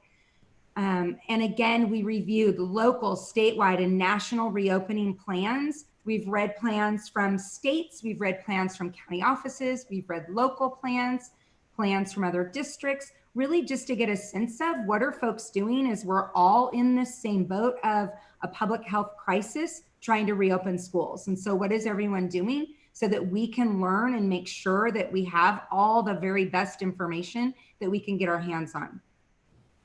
And then, of course, more importantly, is our stakeholder feedback from right here within our own community. As the superintendent said, we did receive hundreds of responses from our school sites that was certificated and classified. The bulk was certificated around what they learned, what they want to see, what they liked, what they didn't like, and really just to help us in shaping what fall could look like. We also have the distance learning teacher focus group that the superintendent spoke of. They will continue to work with us on a regular basis. They filled out extensive questionnaires for us around anything we could think of that we would want to learn. Because the fact is, I've not been a teacher in distance learning like this. Only our current teachers right now know what it's like in this world teaching right now in distance learning. So we had to have folks with boots on the ground giving us that feedback. So those first two bullet points were critical in our work moving forward. Parent survey, we were at 3,300. However, we're now at over 4,300 responses from parents, many of which wrote in responses, and we've read all of those. Thank you to Tammy for getting those out, but a wealth of information from our parents who really have become some stay-at-home teachers as well, supporting our teachers in the classroom with what kids are doing at home. We also got feedback from social media. Our parents are very vocal on Facebook and things like that. And we really got to hear what they were struggling with, what they had questions around, many things around communications, wanting consistency, and probably the biggest call out was around technology and a need for supports, connectivity, guidance, and how to help their student with their learning online. So lots of great feedback there. And then, of course, our collaborations with local school districts, which we will continue to do that, but already it has informed some of our decisions as our ideas. As I move forward, I'll point those out. So, whoops. So again, our parents were surveyed, and the very first question was, if you had a preference, what model would you want your student to come back to school in? Would you want it to be in a distance learning environment? Would you want it to be in some kind of blended learning environment? Or would you prefer a brick and mortar traditional classroom environment? Over 50% of our parents said that they wanted in classroom. They wanted kids back in school. Kids miss their teachers. They miss learning. Many talked about missing recess time and that socialization piece, that kids learn better when they're in school face-to-face with their teachers. They were ready to stop supporting kids and really ready for teachers to take that fully back over. But lots of feedback on really just wanting kids to come back. Still with some concerns and reservations around health, of course. The 29% that preferred blended learning, the majority of those wrote something about, I want my kids back in school, but I'm nervous about the current health conditions. I don't know what the fall will look like. So our wondering is, as we get more information as school comes closer, that many of those parents would opt, if they felt comfortable, to then come back to brick and mortar. But again, still really feeling like, and it was heartbreaking reading some of them where they were really having to choose between, I know that the best place for my child to get an education is back in school, but I'm afraid for their health, so I want to keep them home. And for us to be in that place is just so different for all of us, and especially very difficult for our parents. And then 20% said that they would prefer to keep their kids in distance learning, with the majority of it being a fear around the health and safety, which of course we know.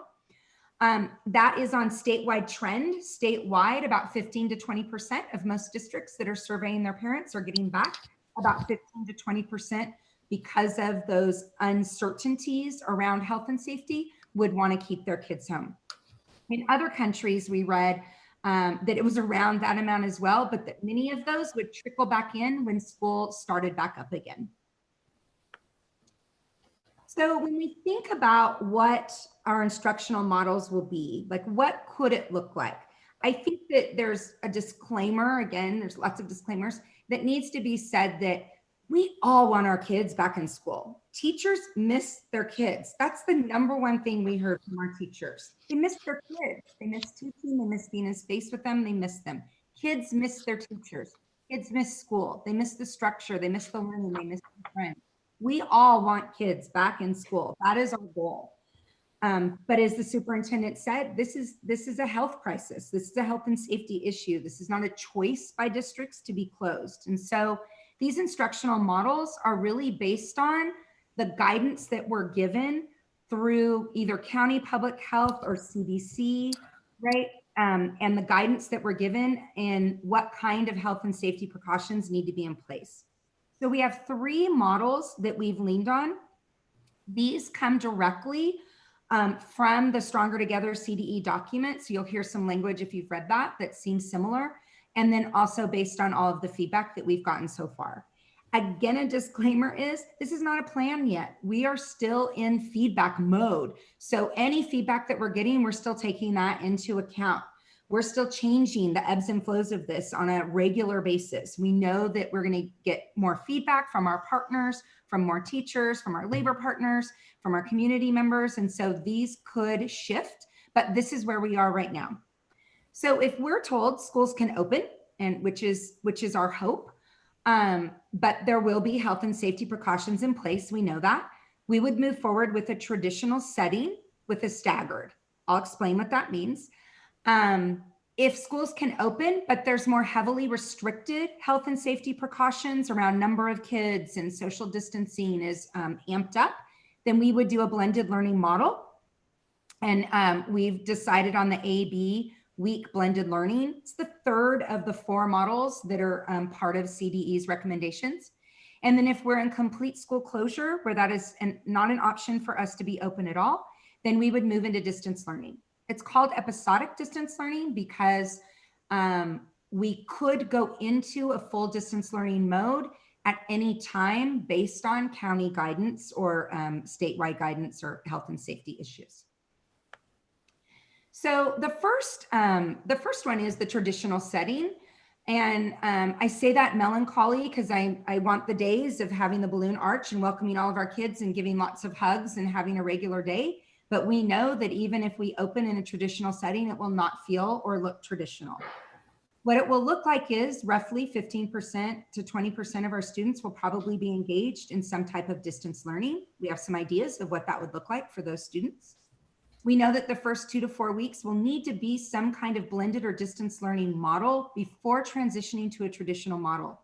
Our teachers need some time in their rooms to prepare for social distancing, to prepare for students not sharing supplies. We need some time to get some structures down and to teach kids some structures to let them know what it will look like when they come back to school. Some other considerations, of course, would be all of this health and safety policies and procedures that you'll see in some coming slides. The staggered is only speaking to that there might be, if needed, staggered arrival and dismissal times to allow for bus social distancing and busing schedules. We know that there's going to be some requirements or some guidance, not requirements, some guidance around what social distancing would look like on buses. We also know that throughout the state and even beyond, There's not enough buses and not enough drivers for all the kids that we've got now. And so what would that look like? We're not sure. That's something that we're all still really working on. So this is here to allow for that if we have to bring more bus routes, that kids might trickle in a little bit and they might have to leave a little bit early to make sure that we can meet the needs so that kids can get there. Because we know that we have some schools with high busing. There would be no change in a teacher workday. It would still be a traditional setting. We would have some assignments to where classrooms enter, exit, play, eating areas. In this model and in other models, you'll hear a lot about classroom cohort models as feasible.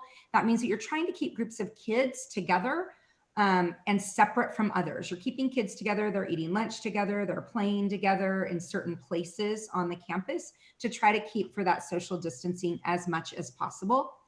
If you read anything in CDE's guidance, the words "as feasible" are written and rewritten because it matters, and it's going to look different at many different districts. The A/B week blended learning would be used again if we were in an open, if we were able to open schools, but with a much higher level of health and safety in place. I have a little excerpt here that explains it directly from CDE, but really what this looks like is students are in school for 4 days in a week, half of your school. So if I have a school of 400 students, 200 students would come from Tuesday to Friday the first week. The other 200 students would come from Thursday to Friday, Tuesday to Friday the second week. When they're not in school on their off week, they would be in distance learning. And so teachers would have a regular teaching schedule every single day. They would just have half their class. On the off weeks, we have some ideas and some ideas around who would be managing the kids in distance learning. And then on Mondays, our plan used to say Fridays, but after working with our local districts, it looked like most were leaning on Mondays to have this one day with all kids in distance learning. So we did shift that to be in alignment with our community.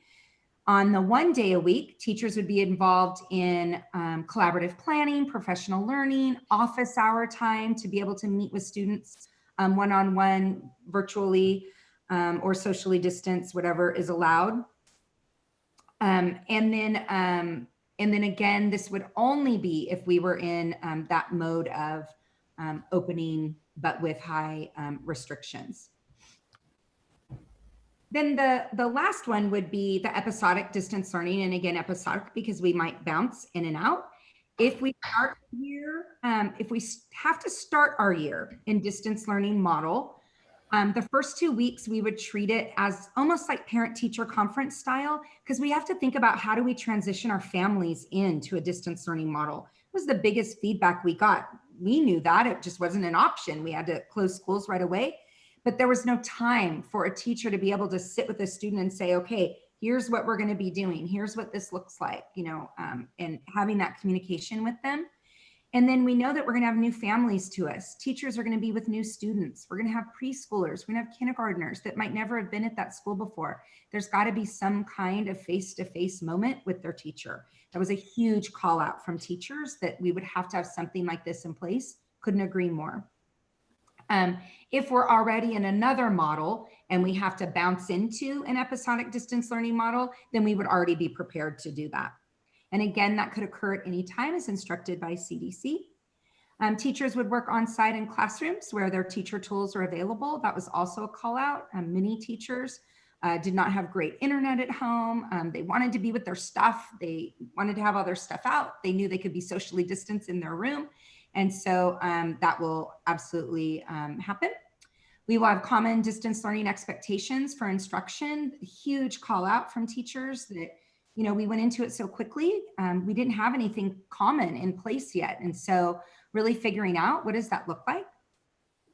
And then common consistent schedules would be determined and provided. That was a call out from parents and from teachers that there needs to be some kind of common expectation of what does a day look like in distance learning for a student across our grade level. And then of course, office hours would be available.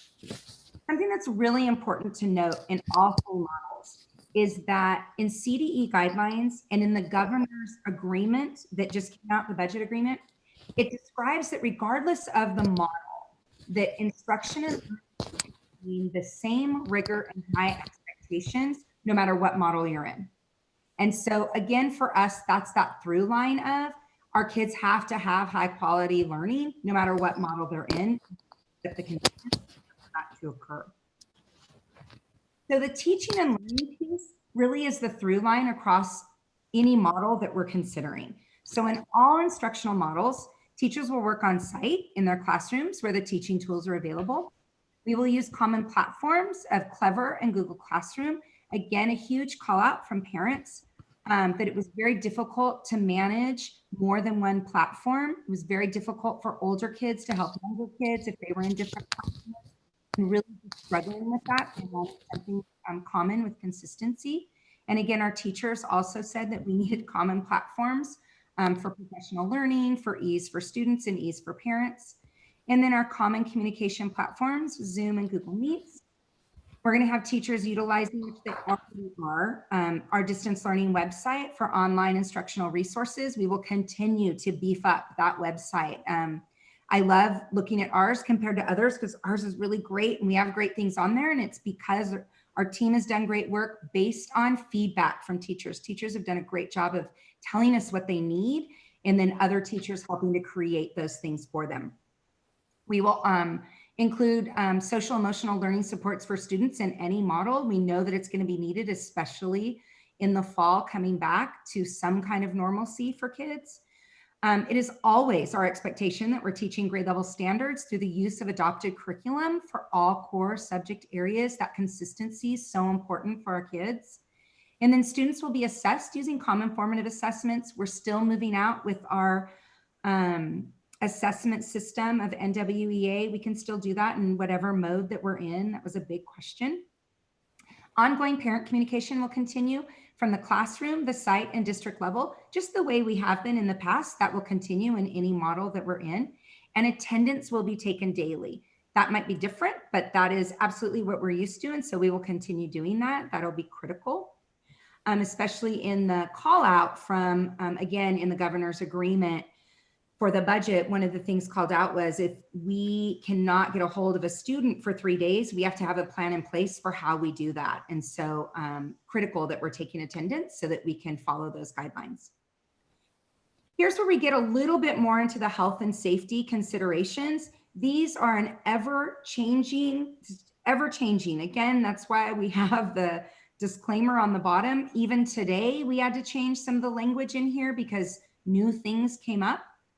But for schools or classrooms and for the school site, to whatever extent possible, we would create educator cohorts and minimize student movement wherever possible.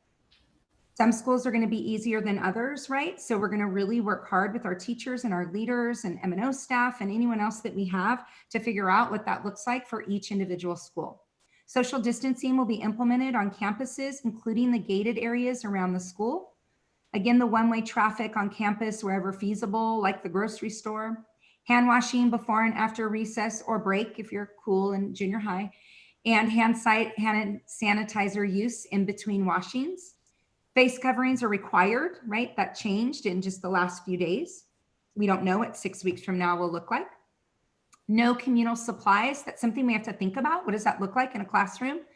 I know as a teacher, that one pencil, my teacher pencil, everyone touched it. So you've got to think about what does it look like to have no communal supplies and how will we organize that? We're gonna have to really dig in and think about what that looks like. Outdoor instruction as weather permits, doors and windows open as weather permits. We are lucky to live on the Central Coast and be able to have those be options. Open field spaces are divided into those areas. That's how we try to cohort kids as much as possible. One-to-one technology used whenever feasible. That really helps with the cutting down of passing of papers. That doesn't mean kids wouldn't have out like their own individual workbooks and things like that, consumables. But we want kids on the technology. One of the teachers said, I can't unlearn what I've learned. I have to keep teaching like this somehow. And that's just the truth. Our kids can't unlearn what they've learned. They're all pretty tech savvy now. And so we want to continue to leverage that. And we don't know if we were to pop back into a distance learning stance, we want to make sure our kids are getting stronger and stronger in that technology. We will utilize things like virtual field trips and guest speakers so that kids can still have some of the outside world in their classrooms. Communal areas and common areas, shared spaces like libraries, STEM labs, computer labs will not be utilized as shared spaces. Volunteers and visitors are limited. CDE actually says or none, but that just felt rough, so we put limited. But again, we'll see in 6 weeks what that looks like. No shared food for celebrations, things like bringing in cupcakes for a birthday. This would not work now. And no school events or assemblies where we would bring kids together. Those seem like we figured that out already, but we need to say it. And then just the school health and wellness. And again, I'm not an expert on this. So these things came, our team put this together directly from guidance, right? From the COVID industry guidance from the California Department of Public Health. So this is student, staff, and visitors would wash and sanitize hands as they're entering campuses and or buses. Touchless thermometers have been purchased for all school sites. That the visual health screenings will happen daily and monitored, taking temperatures when needed. Student and staff with 100.4 degree temperature will not be allowed on campus. And then again, if you have COVID-like symptoms, they'll be asked to stay home for a minimum of 24 hours post-symptoms. And then daily disinfecting and sanitizing for all common spaces and classrooms. And I know that Matt and his shop in M&O is really deeply thinking through these pieces, which Luke will speak to at the end. And then for us, teaching students how to properly cough, sneeze, and wash hands. Every teacher is just like, I've been doing that for years. We're going to keep on doing that. And then teaching students the importance of social distancing. If you go out to some places, not everyone is quite doing social distancing 6 feet. So we want to continue teaching that. And then this very last piece is really around family support or community support. What does that look like, right? So students are to be kept home if ill. And I think our board president said something about that earlier. That's really serious now, right? As sending students to school unwell could jeopardize the safety and health of classmates and the entire school community. We want parents to teach and reinforce proper hand washing and face covering usage and practice social distancing at home. They need to teach their children what a sore throat, a cough, and a headache means and feels like. And then have conversations about common conditions like asthma and allergies. Those have symptoms similar to COVID-19. And if students have any kind of pre-existing conditions like asthma, we need to have those on the emergency cards. It's critical. Families are asked to not linger outside of the gates. And again, that's been happening for forever. But now we really are trying to limit that. And if they are outside of the gates, to distance themselves 6 feet apart. Of course, we want our families following all the health and safety precautions at the school site and supporting what our teachers and leaders are enforcing at the school sites with their children. Parent square messages will continue to be the district's primary method of communication. As many meetings as possible, we'd like to hold those virtually.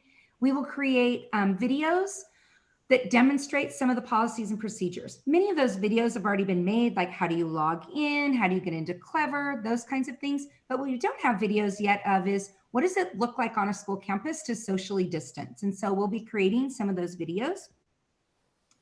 And then we want our families, again, big call out from our staff, is that we really need parents supporting those student learning schedules as much as possible, making sure kids are showing up on time and having their supplies and being ready to be good learners as best as possible. And then staying engaged with their students' learning by participating in trainings or reading all communications and really just having great communications with the school sites. Because, really it's such an ever-changing landscape that communication is critical. And of course, all of this is where we are now. So what are the next steps? Well, the next steps are that there's many more than we could put on this slide. But the first piece is that we've got that teacher team building out some templates of some sample student schedules that we could put out there and see what sticks, what works best for our teachers and for our families of what does a really good distance learning schedule look like. Our junior high principals are deep in exploring potential schedule options. Again, working with Orchid and Santa Maria Joint Union and with Guadalupe, they've got some great ideas as well on what some junior high schedules could look like, some A/B models for kids so that you can try to cohort as much as possible, but so that kids are getting what they need. So they're working on that. They will engage, of course, with teachers and with community to figure out what the very best possible plan is there. So they're deep in that work. We will continue our weekly collaborations with our local school districts and with Santa Barbara County.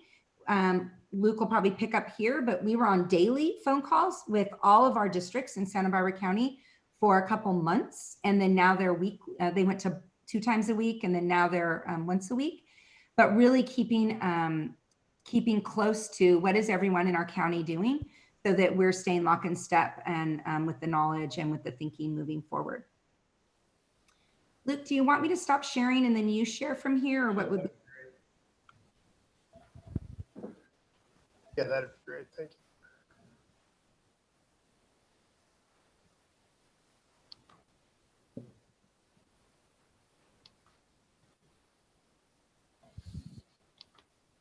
Oh, you know what, actually, Melissa, I had to change computers because the battery went dead and I don't have it loaded on this machine. I will click for you, sir. Yep. So this collaboration, Bijou and I have been dealing with Matt Harris and Jose Segura on a weekly basis, just to keep them updated on the information and the lack of information, trying to fill in those blanks, because in those county meetings, we've had a representative of county public health. The state guidelines came out about 3 weeks ago, and the county is in the process. We are in the what's described as a self-attestation process to be able to meet those conditions, which I'll share in a minute. But the definitions are changing. And so even though the governor's executive order said that you will offer distance learning, out of the Budget Act that got approved Monday, there's now a definition of distance learning by the legislature. It's not very well defined, but just as an example, I want to read this to you. This is in the CASBO document that I'll send you on Friday. It says distance learning is instruction in which the pupil and instructor are in different locations and pupils are under the general supervision of a certificated employee of the LEA. And it says distance learning may be offered under the following circumstances. 2 bullets: on a local educational agency or school-wide level as a result of an order or guidance from state public health officer or a local public health officer. And we haven't had any public health orders at all saying that schools had been closed. We got the stay-at-home order. We made the decision and public health closed. So that's a change that we're going to need to get some more definition around. And in our county meeting on Tuesday, we did get an indication from public health that they're going to further refine the school application. We've been using the business reopening model so far. We're on, if you go to the Get Ready Santa Barbara County page, it lists what every business has to do, and schools are listed as a business. And we're a little bit different than a business in the scope of our work. And distance learning has to include all of the following, and I'm not going to read them all, just a few. A confirmation or provision of access for all pupils to connectivity and devices, adequate to participate in the educational program and complete assigned work. Content aligned to grade level standards that is provided at a level of quality and intellectual challenge substantially equivalent to in-person instruction. And then this last point, and this is interesting, this is distance learning, daily live interaction with a certificated employee and peers for purposes of instruction, progress monitoring, maintaining school connectedness. So these definitions are just now coming out. So this, so all this data that I want to reinforce the points that Melissa made. We've been collecting this data to develop these concepts. And now that we've got some definitions, we're going to have to start linking those elements together. And so the conversations with Matt and Jose will continue because we're going to need to broaden out that base. A lot of what I'm going to share with you in a minute are the specific health issues. And we've already identified some of our nurses that are more well-versed in public health that Brian has been interacting with, so we can get their feedback on these planning elements. And so if you go to the next slide, please, Melissa, click the next one. This is these operational logistics. so we've been developing the stuff we're good at is the educational part. So now these operational logistics is where we've got to build some systems. And so this RISE checklist, and if you wouldn't mind clicking on that link real quickly, Melissa, just so I can give you an idea.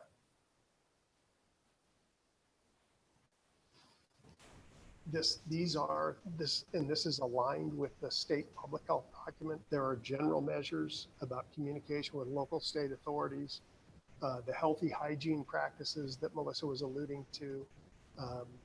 As you scroll down, the cleaning, disinfection, ventilation, there's standards, there's expectations, implementing distancing before and after school, in classroom settings, outside of classroom settings. So there's a checklist that these all apply to that we have to run through before we can self-attest that we are, before we can get the approval from county public health to open. So now if you go back, Melissa, to the, I just wanted to show the scope of what's under each of those, because I've got each of these listed individually. Does RISE stand for something? It does. Okay, so it does stand for something. Okay. I'm sure it stands for something. Yeah, okay. It's on the county website. I just can't, it's escaping Got my it. mind at the moment. So if you wouldn't mind populating those next set of criteria. So these general measures, which are just kind of the staying in touch, promoting the healthy hygiene practices, the intensifying cleaning, disinfections, ventilations, and then these things, issues, distancing inside and outside of classrooms for arrival, departure, classrooms, in classrooms, outside of classrooms, limit sharing, like Melissa was referring to, making sure that kids aren't grabbing each other's things, and adults for that matter. Train staff, educate families, check for signs and symptoms, plan for when a staff member, child, or a visitor becomes sick, maintaining healthy operations, and then finally considerations for a partial or total closure. And again, the caveat at the end, all policies and procedures will be in accordance with the CDC and public health guidelines. So now that these definitions are out, we've got a meeting with a group tomorrow morning, Matt Bijou, myself, maintenance and operations folks, just on those operational pieces, because there's along with that checklist that I shared with you, there's a spreadsheet that contains, okay, what is your strategy for each of those? And so we're going to break those out. We'll get transportation involved on the transportation related issues, and then identify those task groups. Who do we need to get involved in each of these elements, so that we can have a strategy for addressing each of those, knowing that the conditions are going to change. I mean, just the data the last week or so in Santa Barbara County, we're on one of the state hot lists right now, because we've seen an increase, in particularly in North County, which lends itself to why all these elements are so important. Right, it goes back to being a public health issue. We know the part about how engaging kids and engaging families. It's really how do we build the systems, and we've been lacking information on what that pertains to at this point. But now these pieces are starting to come out. So, but the fact that we've got the educational elements categorized, depending on how we go back and forth, we're trying to build what are some of those systems that we can guarantee if we go from the traditional staggered to the blended to the the distance learning, if it's ordered, that we've got those core elements in place so that we don't experience what Jeannie Adkins' comment before the meeting alluded to. We just did this.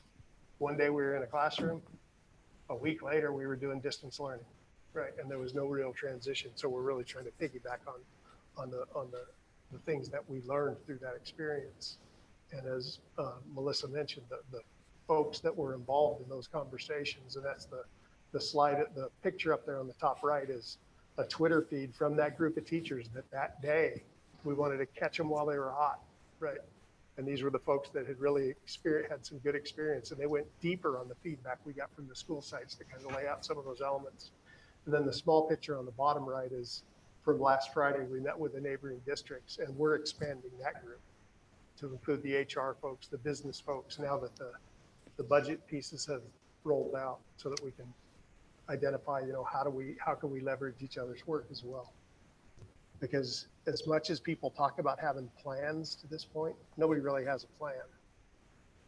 right? Because we haven't had the criteria around which the plan needs, and we still don't. We won't until the budget's approved and they solidify what those definitions are, how we're going to be able to do some of this. So that's where we are in the process. And, you know, it's the last week of June. We're still shooting for August 13th as that first day of school. It's going to look like something, and it's going to be a lot of learning and a lot of engagement between now and then to get those pieces in place in order to address an issue that I don't think anybody's fully comfortable with at this point, right? So it's a lot of capacity building. So that's where we are in the process. So we just wanted to bring that to you first. We shared this with principals last week. Melissa's meeting with Jose Segura on Friday morning to get, you know, because she's met with that group of teachers to get that information out around who are some of the other work groups that we need to engage in terms of pushing this forward. But we've got a good start on that most important part, which is the opportunities that our kids need to have to ensure that these aren't lost years for them educationally. So that's where we are. So. And it's a lot, and I understand that. I'm hoping everyone can you forward this to us so that I can digest it a little more. Once wasn't enough. I have some questions in my head as we're looking at it, and in looking at the work that's been done, how do you foresee?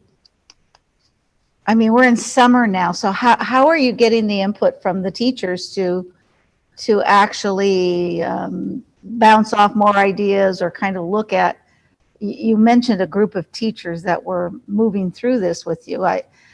You know, right away I think of CNI, and I think of some of the other ways that we've trailblazed, empowering and validating the work that's out there, the work that's been done by our educators, and how do we continue to perpetuate that hard work that's been done. I can see elements of it, having sat on the other side and been involved with the Google Classroom and Clever, and there's a lot of pieces to navigate. And if an adult or someone is not there, and I'm the adult, so I'm telling you, I had to educate myself.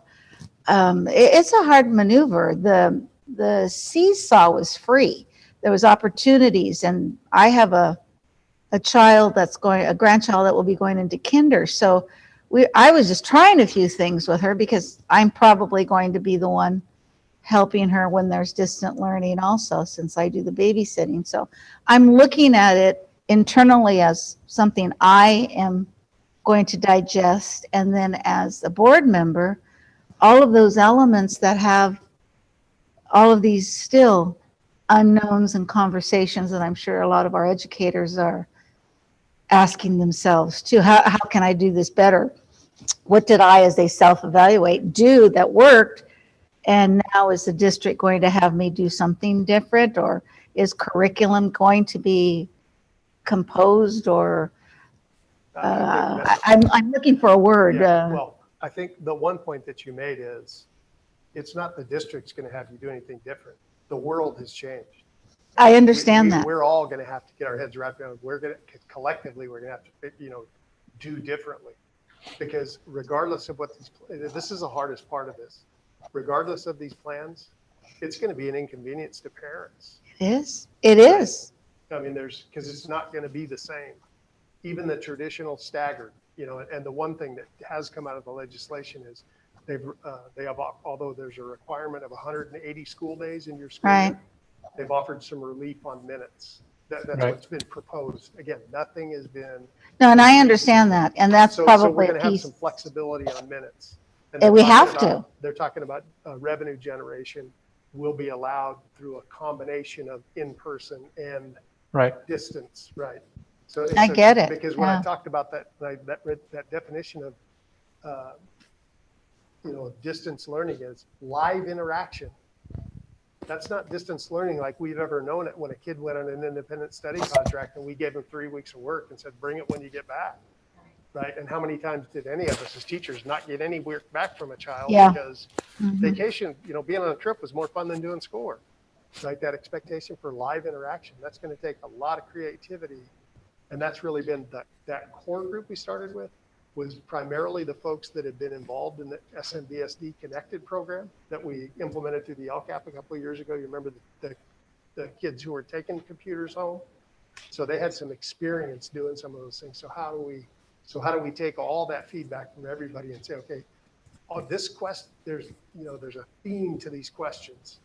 This approach is an answer. There is no silver bullet for any of this. No, but I think I had a similar question, Vito, when Melissa, when you were describing the teachers' input and how they were given the input, and so correct me if I'm wrong, Vito. Part of I think what you're asking and what my question was is, who's the touchstone person on their campus or at the district if these guys if they're continuing to have evolving answers discussions or ideals and ideas, like for example all the feedback we got today regarding the kinder through our first couple of year learners doing Seesaw as something that as compared to the Google Classroom and had really great rationale, and then could maybe bounce that off of Melissa or at least know who to go to on their site. Who's that rep that's going to be in there with Melissa? And to your point, Luke, I think that needs to be an ongoing thing the whole year. You got to identify that person.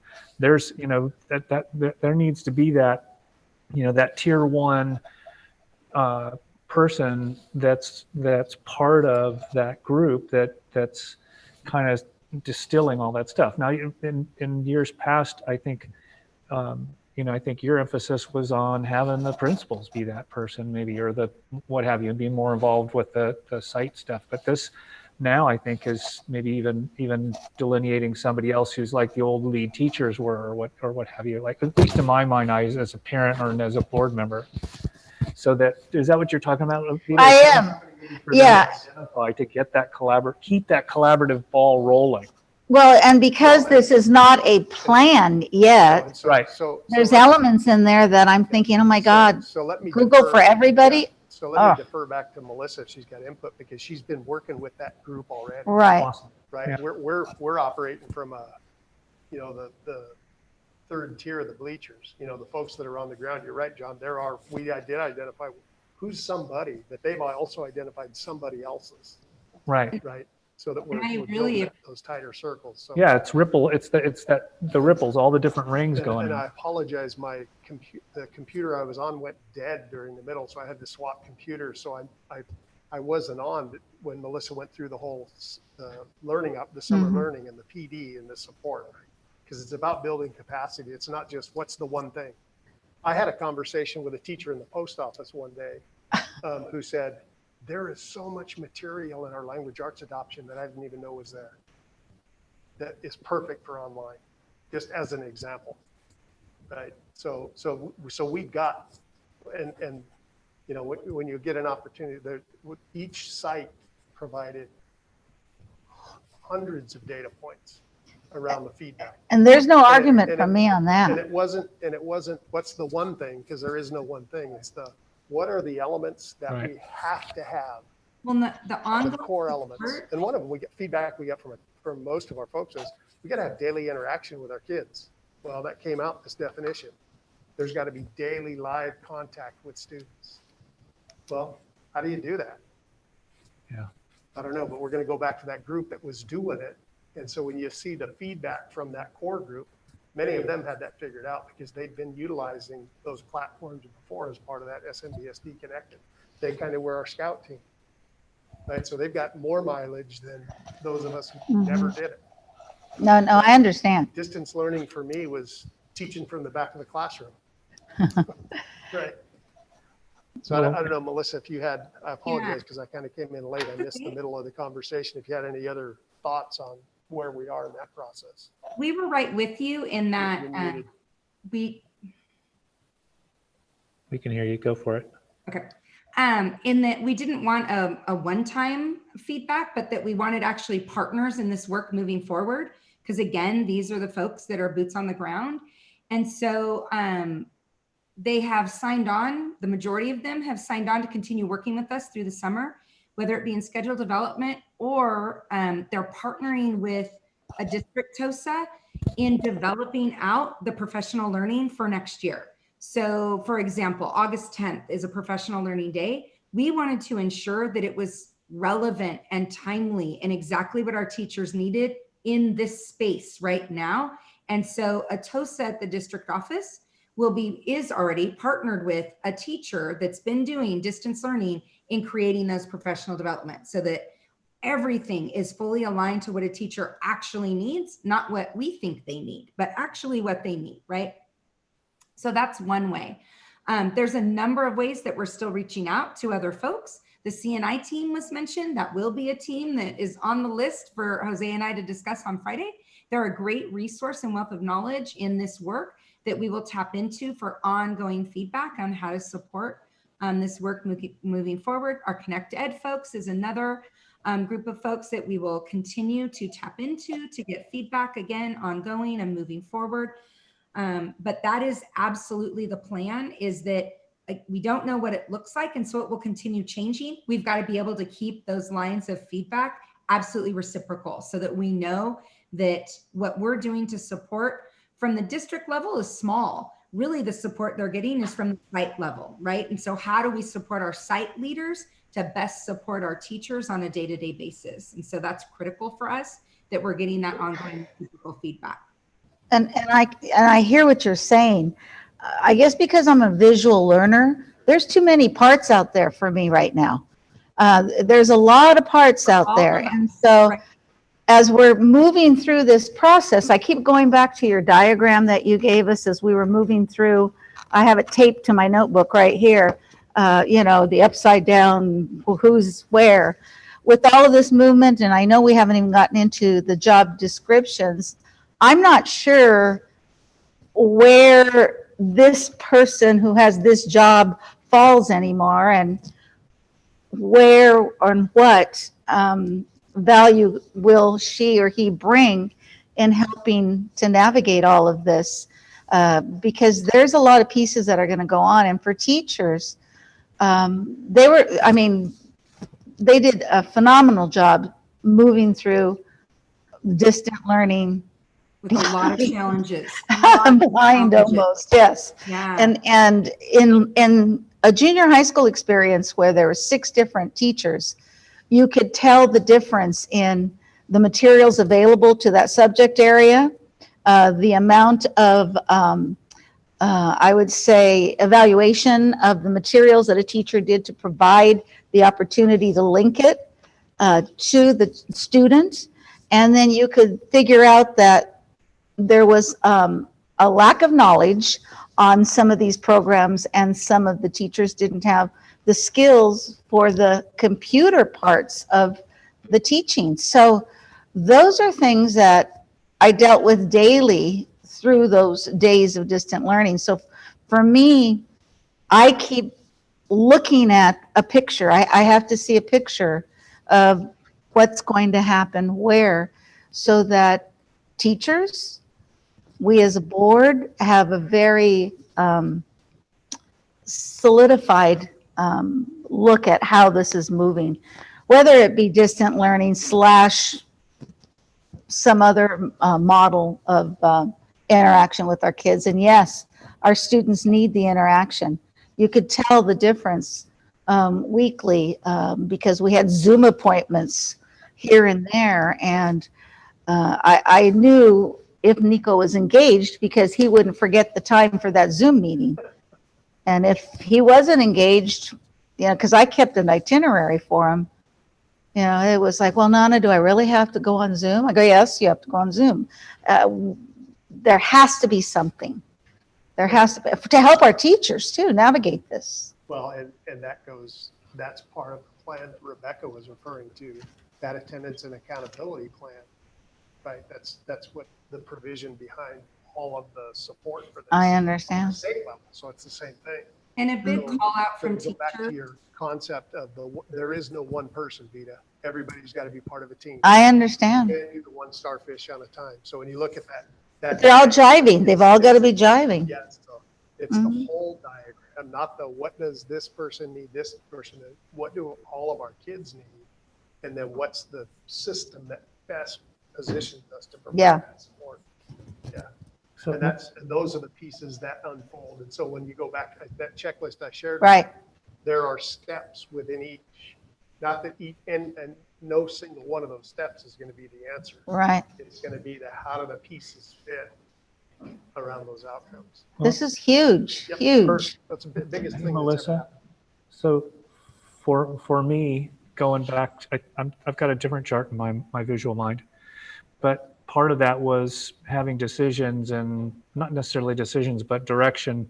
We established direction, but the formative ideals and stuff that are pushing this stuff forward are coming from the teachers, right?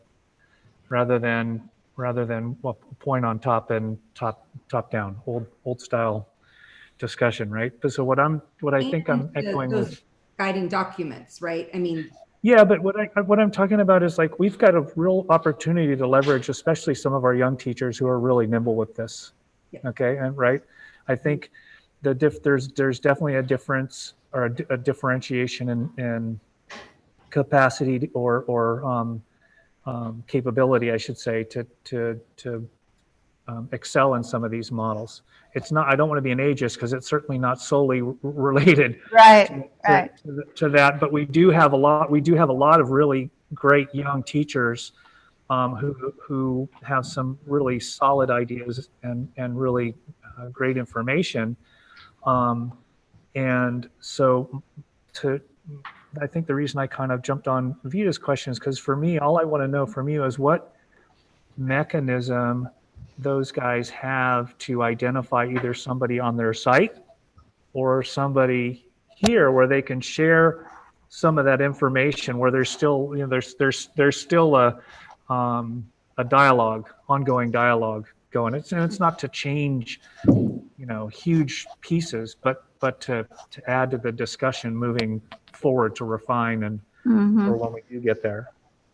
Does that make sense? So how do they, is there a mechanism in place? So for example, my one daughter was at Ontiveros this year. Do they say, okay, I go to the Ontiveros to that person who was the teacher rep for your group, or do they look, is there someplace on the district website? How do they contribute? there's a number of ways that they can. The number one way that we've gotten the most feedback from teachers is directly from our website, the distance learning website.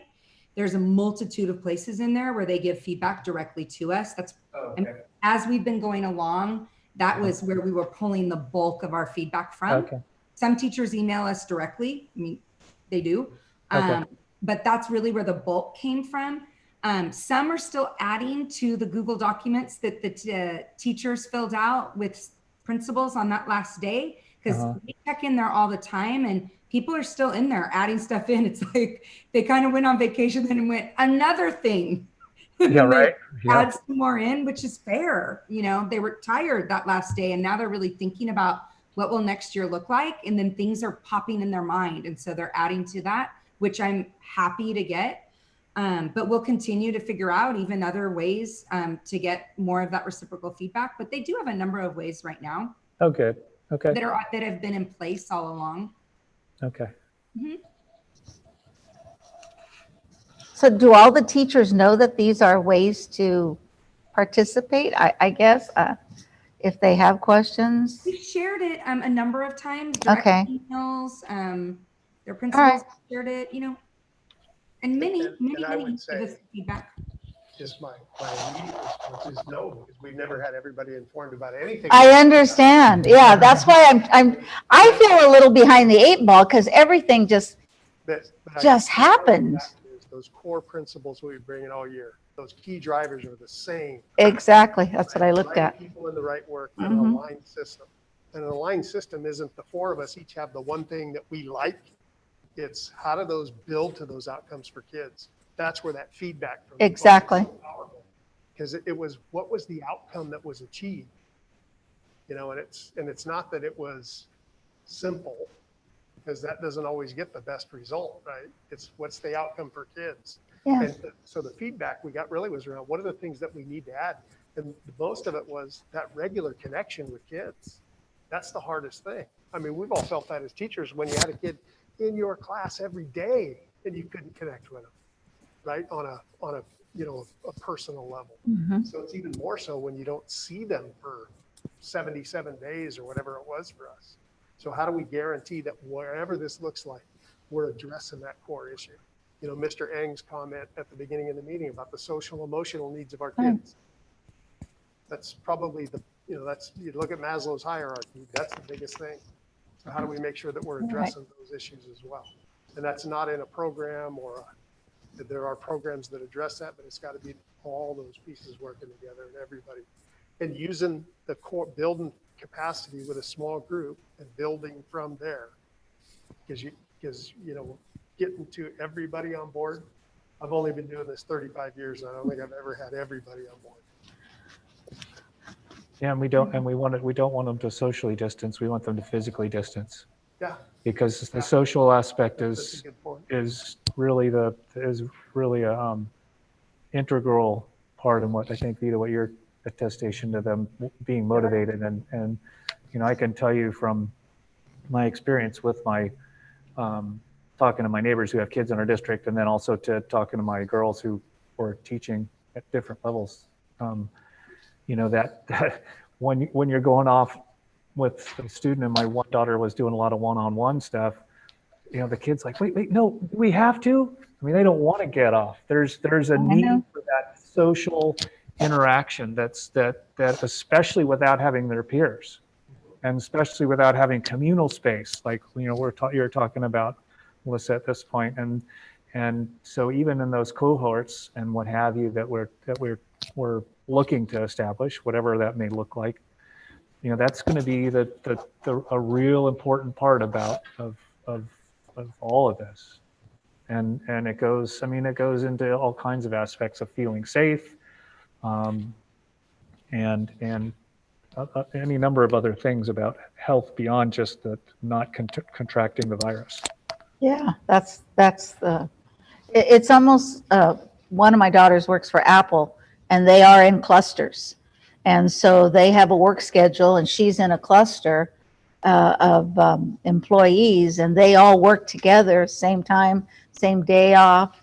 The way they collaborate, because they're in the store 3-4 days, then they're working from home, and there's this constant collaboration, this need to figure out what will happen when they get back. A lot of communication going in, a lot of it coming out, and they're looking at their well-beings. How's your family? Anybody sick? Those kinds of things. Because with all of this, I'm even wondering how many of our families were involved with the coronavirus or might be very soon, because that also puts a damper on getting the education into these students when family members or individuals are fighting the virus. It's quite an impact. So there's so many things to this. And that's why people say we want to know what the plan is. Right? I have a friend that works in Riverside County. There was a big group driving through the district. We want to know what the plan is for they have 38 schools in their district. What's your plan? Well, they're sitting on the same lack of, guidance that we all have. So we've got to build on what are the needs? What are the needs of our kids? And that's really what the feedback we got. This is what the kids need. So this is what we need in order to be able to address that need. And that's really the place to start with. It's already begun. So how do you disseminate that and make it need driven for the needs of our kids? It's hard to have that balance, right? That balance of foresight and preparedness to advance, but yet at the same time be able to retreat or deal with any kind of recurrence or back uptick or whatever the case may be. So you don't want to be so prepared that you have to totally rework and change everything. It's the balance you have to build, right? So I definitely, yeah, I think you guys are, it's uncharted. Ms. Dutra, Mr. Ontiveros, Mr. Beecher, Amen. Maggie, Ms. Beltran, everybody. So we're in this together though. So what we committed to was, we met with the principals last week, was weekly updates. We'll continue to provide those weekly updates. Bijou and I committed to continue to meet with Jose and Matt every week. We've been sharing information back and forth as it comes out, and we'll just keep pushing the ball forward. So any information that you need. Can I ask just one other question, Mr. Ontiveros? Because it came to me. You can ask me or Melissa.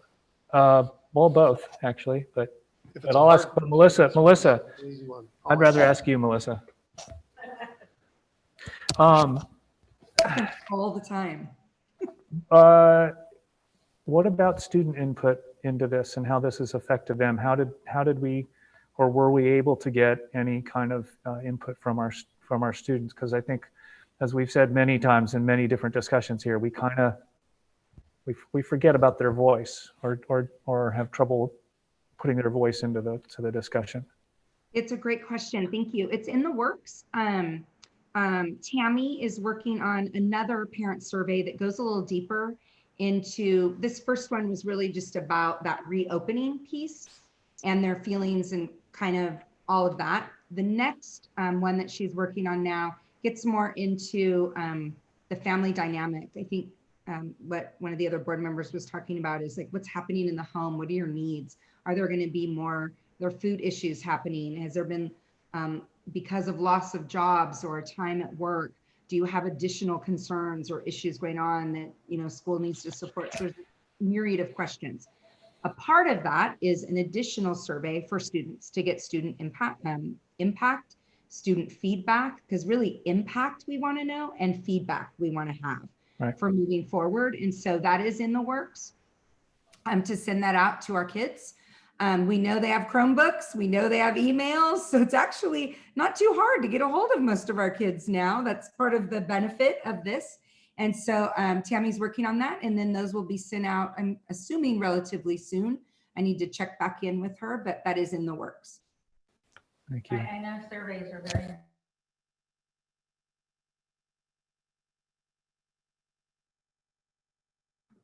We can't hear you. I am muted. Sorry, I was just saying at the junior high school level, they gave a weekly survey to gather information and check on the kids too. There's a way to ask questions to see how kids were doing and seeing if they had the right equipment or were understanding or needed more Zoom time or too much Zoom time. Just all of those things. Parents not knowing why their kids are on Zoom at midnight, that kind of stuff. And just to answer a question that you asked previously, Vita, Bijou looked it up for me. RISE is reopening in a safe environment. Safe, that's what it was. Okay, thank you. Thank you. Work is never done. Never done. The trajectory is good. Ms. Dutra, thank you. Very good, great. Keep on keeping on. Thank you so much. We appreciate very much your input and your team's input, right? We're all, like I said, we're all in this together. And The big team that's been working really hard, so thank you for saying that. Our teachers are amazing, and so as our site staff and you guys, but that's the teachers and the students are going to direct us, and we'll get there. Anybody else have any discussion? Or Mr. Lar, you were uncharacteristically quiet, muted. No, everything was asked and said that I was thinking of. I mean, we're in uncertainty times. I mean, it can change in 2 weeks, and we're going to be at our next meeting. We've got a whole different outlook. So it's a day by day deal. I mean, there you go. You get I'm sure all of you get parents asking, what's the school going to do? And I just tell them, I can tell you one thing, but come come to me in 3 days, it's going to be something different. I mean, it's just uncertainty, and it's just a loss of words to tell parents when they ask you, what's going to be going on at the beginning of the school year. Yeah, and you're right, Ricky. It's interesting because I can't remember which district announced a plan. Was it Lompoc? Lompoc. Yeah, Lompoc. When that news hit the media, I got several calls from teachers that said, okay, do we have a plan now? I got several calls from, parents that I'm related to, like, what's our plan? I don't know. We don't have one yet. Yeah. A guy I work with, his kid goes to Lompoc, same deal. They just. I'm sorry? They introduced their design. Uh-huh. It's the AE 2 days a week. Yes, and junior high school 2.5, yeah. In terms of the plan? There's no plan. There is. We're all in that same boat. We know that for sure. Yeah. I understand, but it sure sounded like they had a better plan than we did, even though it wasn't a plan. All right, sir. But thank you, Ms. Dutra. You erased your whale. Oh, no, it's still there. It's there. It's right there. Thank you, sir. So that with that, the board will acknowledge receipt of the discussion of the information regarding the 2020-2021 school reopening as presented, and move back into the action item job descriptions, starting at, was it with 7J? Yes. 7J. Starting with 7J. 7J, which is discussion and approve job description coordinator, classified human resources. Good evening. So tonight I bring to you a new job description for coordinator, classified human resources. The rationale for this new job description is that in reviewing the current job description for the coordinator of human resources position, which was updated in August 2016 with an original date of July 1997, it has been determined that said job description appears to have added everyday general duties regularly performed by past coordinators, but which does not take into consideration the numerous changes over the decades within human resources and business services. This proposed job description serves to focus the work of the coordinator towards the management of classified personnel, and also emphasize an understanding and ability to provide expertise in the management over the systems and processes intertwined between human resources and business services.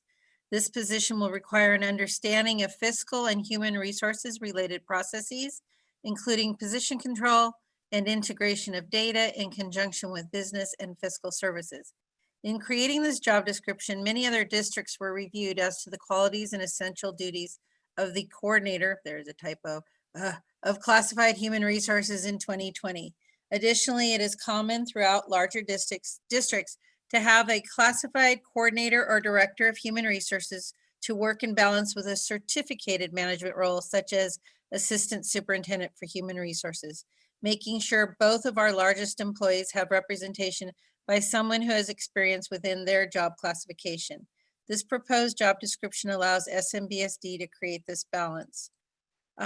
Some of the duties that, and I can share what the old job description looked like if you want, but some of the examples of essential duties, knowledge, and requirements that are part of this new job description is the ability to coordinate with the Santa Barbara County Education Office and district utilized programs, such as Escape and Frontline as needed for implementing fiscal and human resources related processes, provide input and integration of data in conjunction with business fiscal services, maintain a position control system to remain within budgetary limits, provide the technical expertise, information, and assistance to the assistant superintendent regarding assigned functions, assist in the formulation and development of policies, procedures, and programs to assure an economical, safe, and efficient work environment, direct, oversee, and maintain accurate records of absences, illnesses, vacation, and other leaves for payroll application, a knowledge of management principles and practices, including organizational behavior,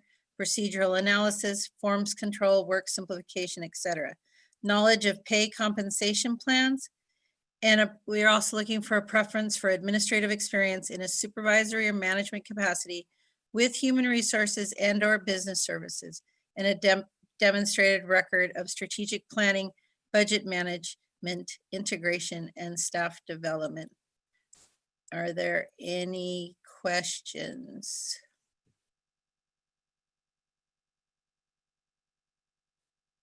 I can't hear anybody.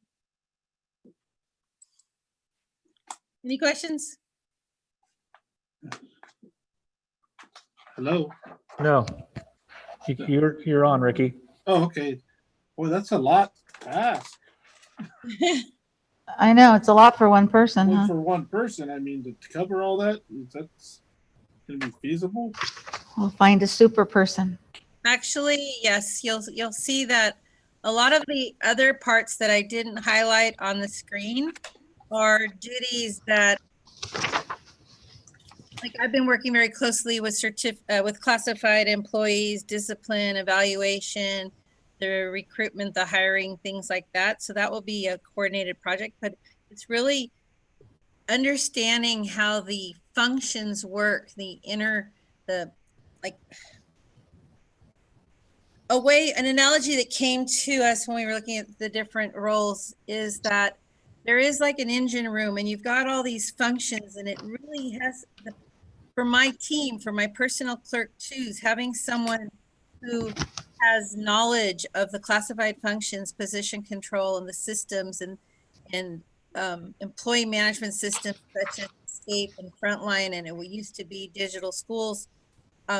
That's a real key need, is understanding those systems to ensure that we are being most efficient and effective in the operations of our human resources, which is the bloodline of a school district, right? Human resources are our employees, and we hope to represent the heart and conscience at all times. So it's really important that the team has a strong coordinator who understands or may have been in their role at some point in time. So will this be flown district-wide or out of district also? This will be flown internally and externally. Thank you. And I think the thing that comes through with even the comment around the reopening plan, it's having that team concept, right? It's not one person doing all those things. It's one person facilitating and building capacity around those connected functions, right? Because if it's just one person handling all that stuff, that's the mindset that we've got to break, because there's too much in any one area for one person to do. It's got to be that team approach, and that's that key driver 3 that we've talked about, is building effective teams. Right.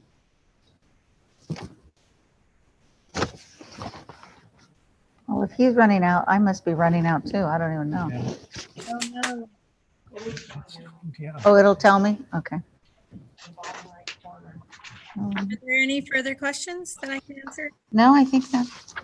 No, I think that'll do for on that one, Ms. Beltran. A motion. So I recommend that the Board of Education discuss and approve the job description, coordinator classified human resources as presented. I'll second. Been moved by Ms. Flores, seconded by Mr. Laura, that the board approve the job description, coordinator classified human resources as presented. All in favor? Aye. Aye. Aye. Opposed? Motion carries. We'll move on then, Ms. Beltran, to 7K, job description, supervisor of information technologies. And for this job description, Comments submitted on items K and L. Okay. So I'd like to read that in before the says, good evening, board members. I would like to address the board tonight regarding 2 new job descriptions you're being asked to approve. While we take no issue with the HR job description, as that is replacing an existing job, CSEA does have great reviews for Chief Technology Officer and Supervisor of Technology. The fact is that there may be a second wave of COVID-19, and this may result in more school closures that will lead us into financial uncertainty. Currently, classified and certificate hiring has been frozen, and if we find it inappropriate to bring forward 2 new management positions totaling over $206,507 in ongoing salary, and this does not include health benefits and retirement. We have heard from Matt Beecher time and time again that this district faces unfunded liabilities related to retirement, and in recent months we face a budget shortfall. Yet somebody thinks we can afford nearly $250,000 in salaries. We have been told there is no money to continue paying our most vulnerable frontline workers hazard pay. We have been told there is no money for employee raises, yet there is magic money to give to new management. CSE asked the board that you not to approve these job descriptions until we have a better understanding of where our state is and whether we face possible budget cuts. CSE pleads with you to honor our current MOU with hardworking classified employees that are appropriately servicing our students and their families. And this is CSEA Executive Board and Negotiations Committee, signed by Matt Harris, President of CSEA.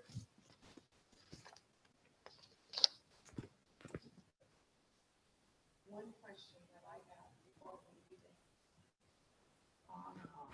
You're off.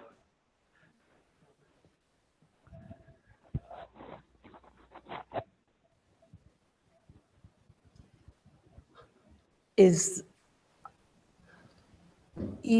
are these 2 new positions, or are we replacing positions that are already in existence but have different job title? I don't know, Matt, you mentioned to me earlier about the previous existence of a supervisor position. Yeah, correct. In fact, when Lori Brock was describing Brian Ricky's career in the district, she talked about how he was the supervisor in IT during his time here. So the supervisor position in IT is not a new position, but we did replace it with a coordinator position. But there was a supervisor position in the past. So that one has existed.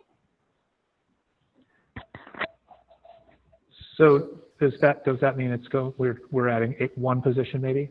Well, let me address it from a different context. Sure. This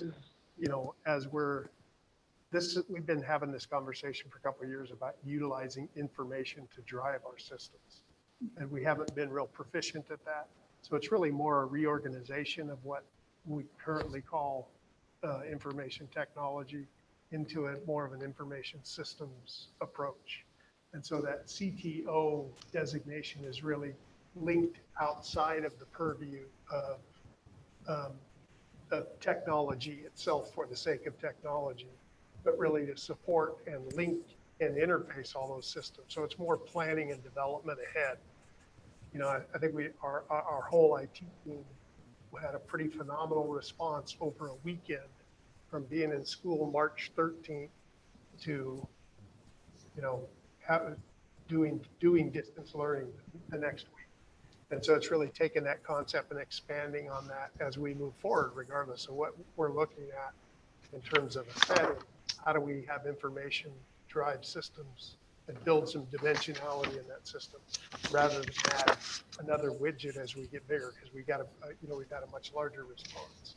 So rethinking how that system is designed to support those outcomes of having information being the driver of our system, rather than technology just being something that we, utilize. So being preemptive or seeing a ongoing need for this rather than being reactionary and trying to add a job when, especially in light of what we've all been just talking about. Especially, and that's why I asked that these wait till after that overview of the reopening plan, because it's not just about technology. It's about how do we integrate our resources in a more efficient, effective fashion.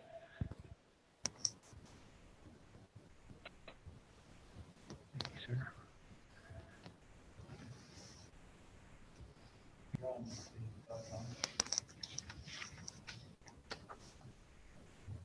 You're up, Ms. Beltran. Okay. I believe Matt Beecher was going to share some slides on this job description? If not, I'm more than prepared. I'm just saying the name that's on the I docket. know. I know.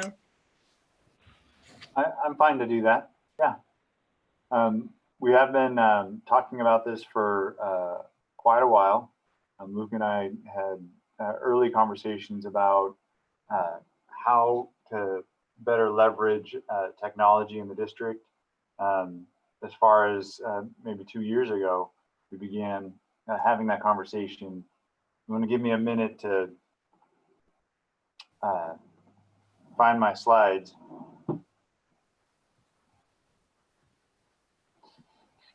What did you do? Take a nap? My computer did. Everyone has been running out of, here it is. The energy, the battery. That's all right. My little one here, I've lost a picture on it. I like it happened the last time. So I don't know if anybody can see me or not. Yeah, we see it. I can see there, but We can see you. oh, it came back. So we can see this? Yes. Yes, sir. All right. So one of the things that we've talked about in many aspects of our business over the last 2 months has been, how do we really use this opportunity where we have had to reinvent our business overnight or over a weekend and then over and over, right? Over and over. How do we really leverage that opportunity into an, or I should say, how do we use that to really leverage it into an opportunity to change how we do business going forward for the better? So that's why, just to kind of couch this, it's learning and leaning into the work, reflecting on technology during student closure.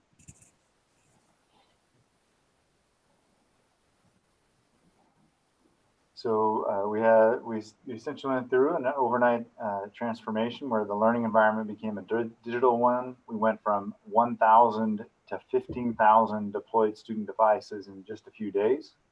We set up that, Brian and his team set up that virtual call center, Brian, over a weekend, kind of set up the plan and then identified his team and then helped develop them to work with students and work with parents. And then teachers were set up online, set up their online classrooms and lessons to continue student learning.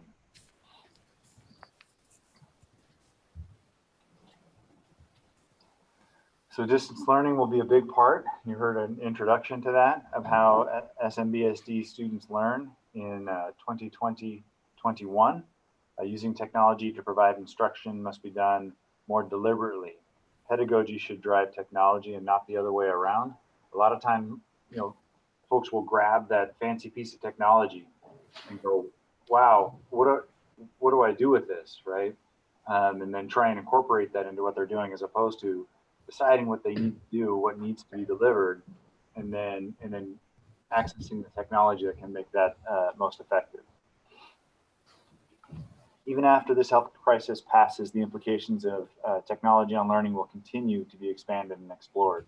And we can't unlearn, we heard it tonight, you can't unlearn what you've learned in this process. You can't unlearn the new ways to access students and for students to engage in learning outside the classroom.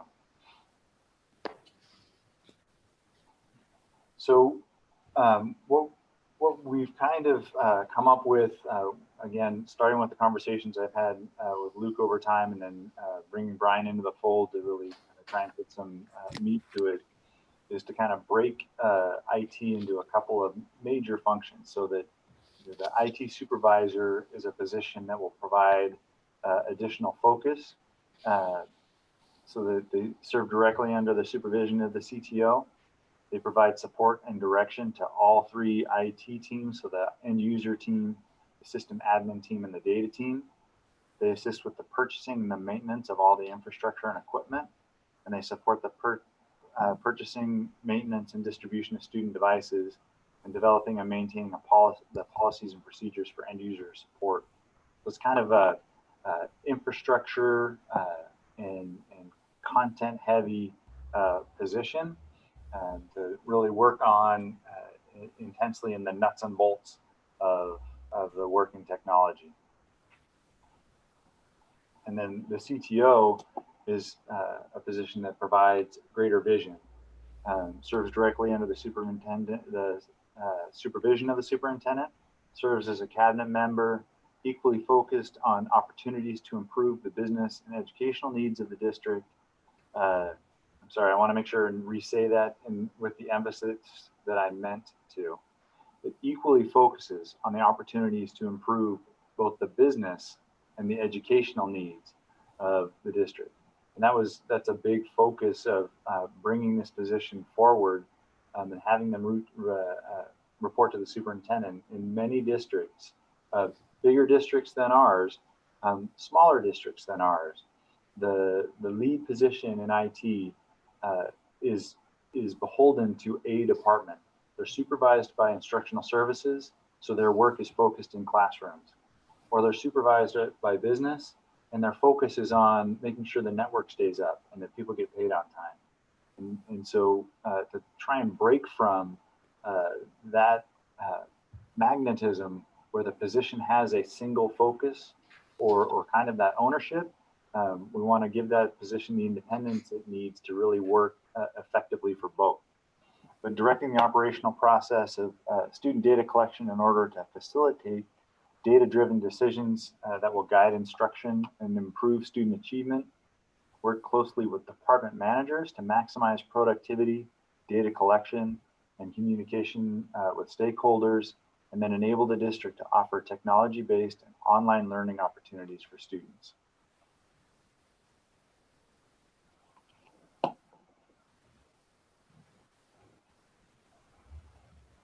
I think it's supposed to say here, this page intentionally left blank, but even that got left blank. So my apologies.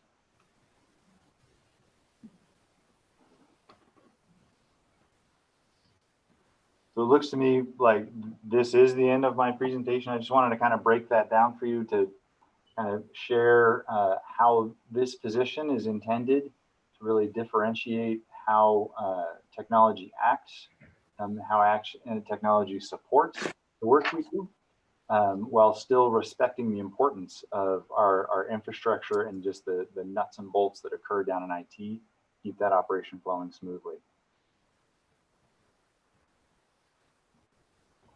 So that last slide just kind of flashed, Matt. Yeah, that was off and on, off and on.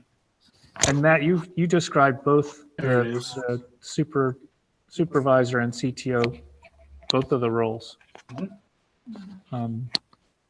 to differentiate the hierarchy, but also then just obviously the duties. And this was what is that something that you were going to speak to, the IT envisioning? What?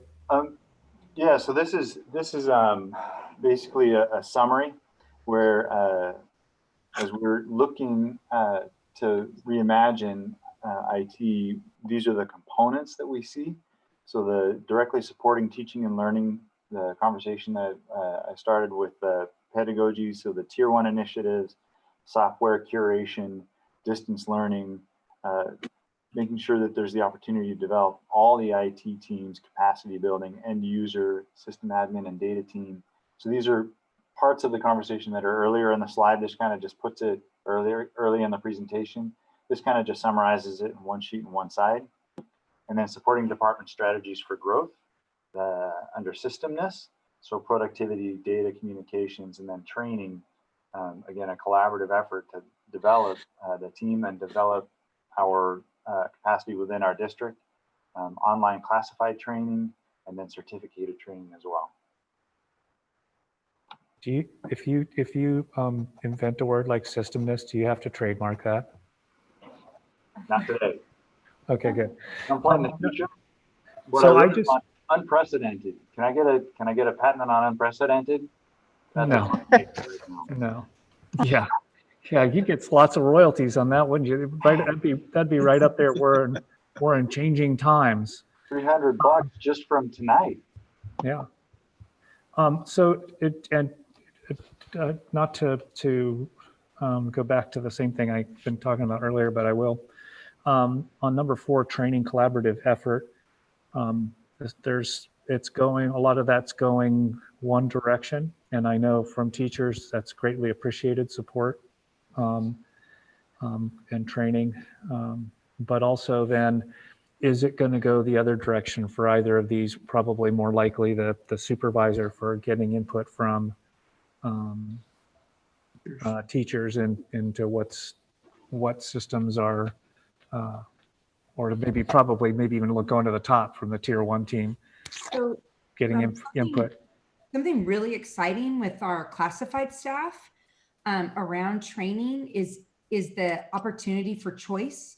We've been working with closely with Mount Harris on a grant that we received to really provide something different for our classified staff around professional learning. And so we now have an online database of hundreds and hundreds of trainings that classified staff can take of their choice, and they are loving it. The feedback has been phenomenal. There's really short ones, like 4 to 6 minutes on how to deal with difficult people. There's ones on organization. There's ones on business. There's ones on technology, anything you can think of. And our classified staff can go in and pick and choose which ones that they want to take. And it's unlimited. We bought right now a year's worth so that we could get then feedback on the back end of it. But that's one example of choice points that it's not even about feedback. It's they're getting to go in and pick what they actually want to get better at and be able to do that. So that's one example. And a technology department, of course, has been a big part of that. So it is going both directions. If they go, even if they were to go online and find one of those things on their own, they can let you guys know, hey, check this bad boy out. Yep. And then there's some that will say, hey, this is a really good one. We've also asked them for recommendations. Right.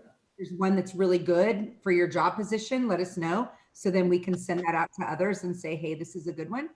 But yeah, they're going in and choosing and doing it on their own. And again, really good feedback from it.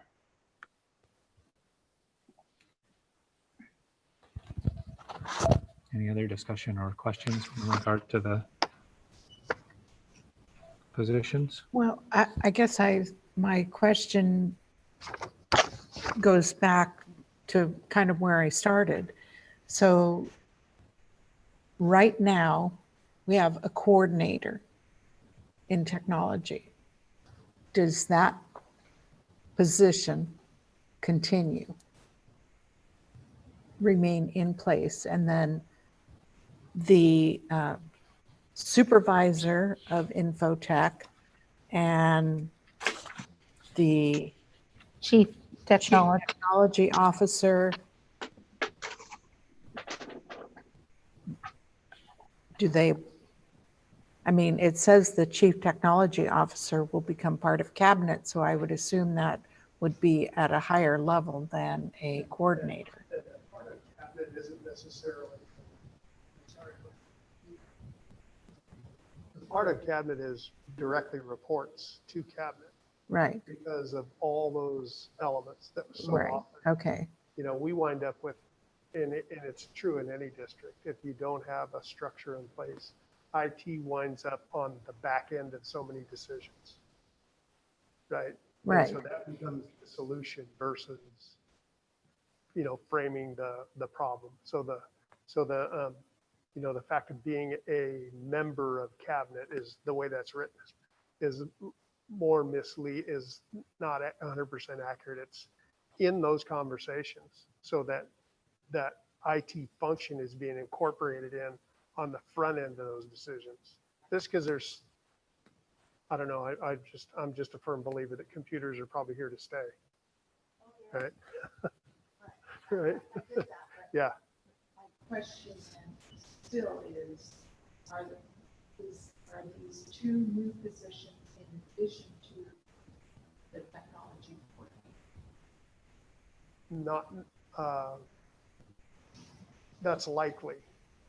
And again, it's evaluating that whole structure.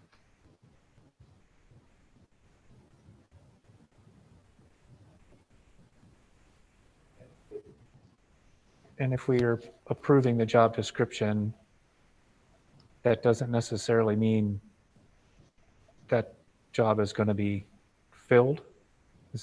Would that be the next?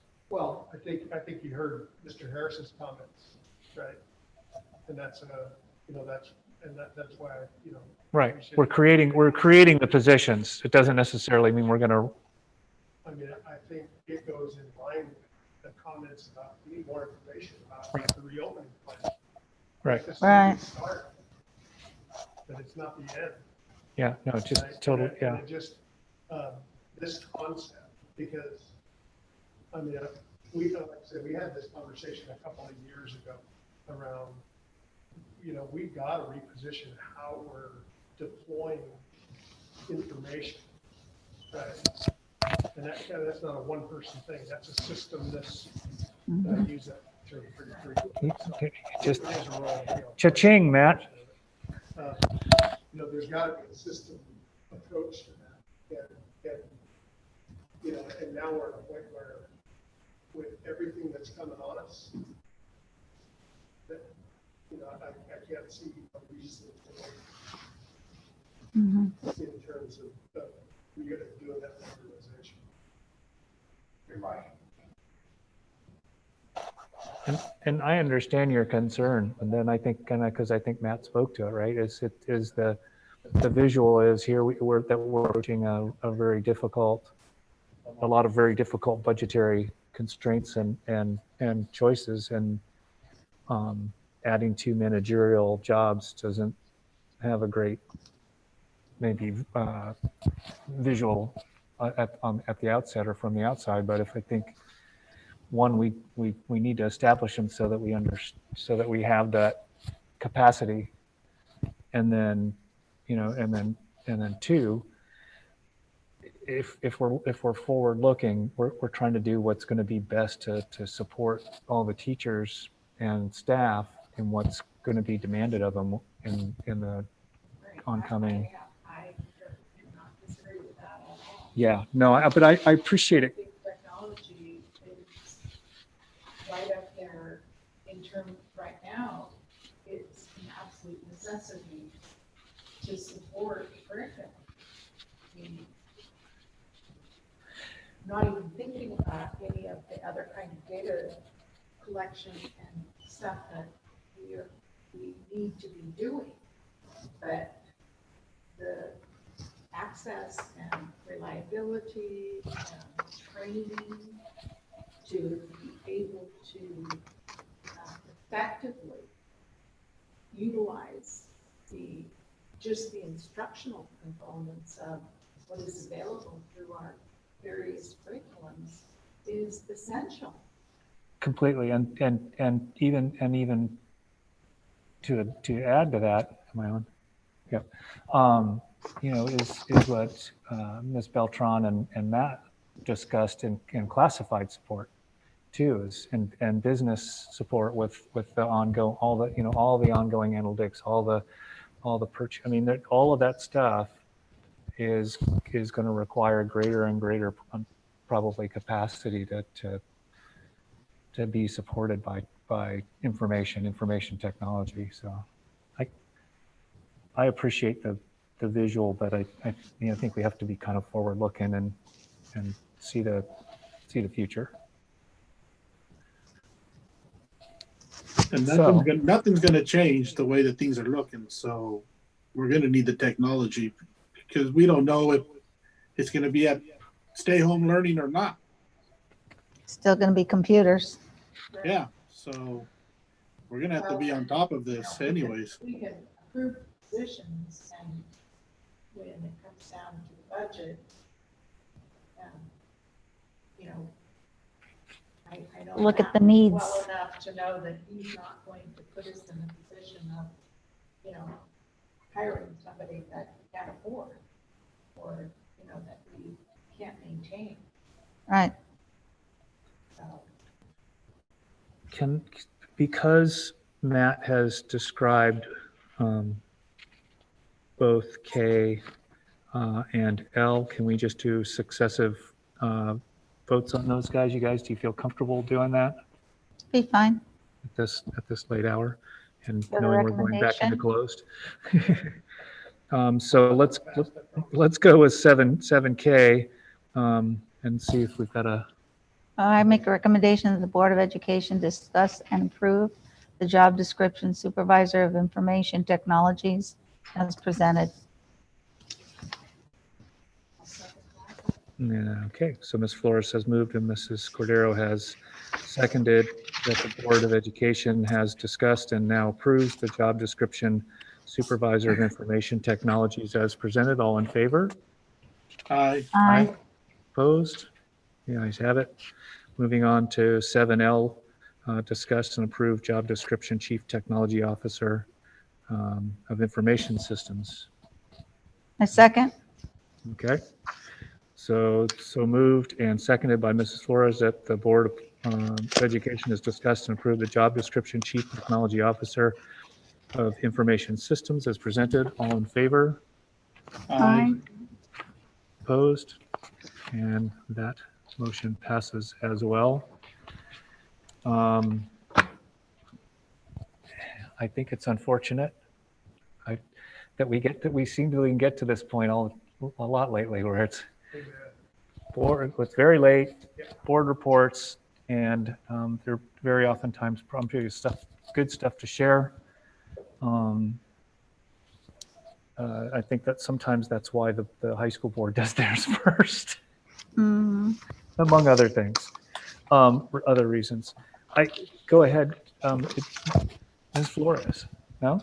I was just in attendance at El Camino's drive-by, but other than that, I've been All right. surviving.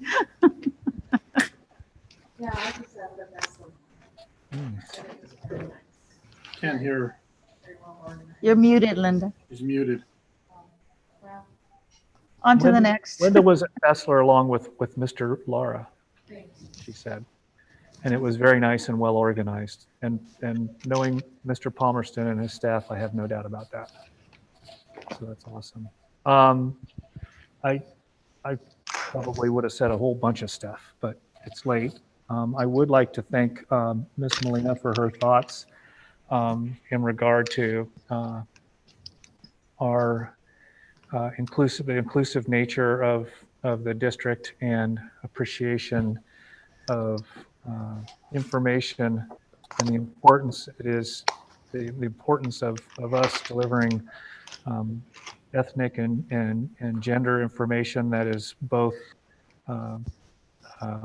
creating an opportunity to understand one another, but also an opportunity to show our students that they are of value to us, and no matter where they come from, what background they have, and that they belong.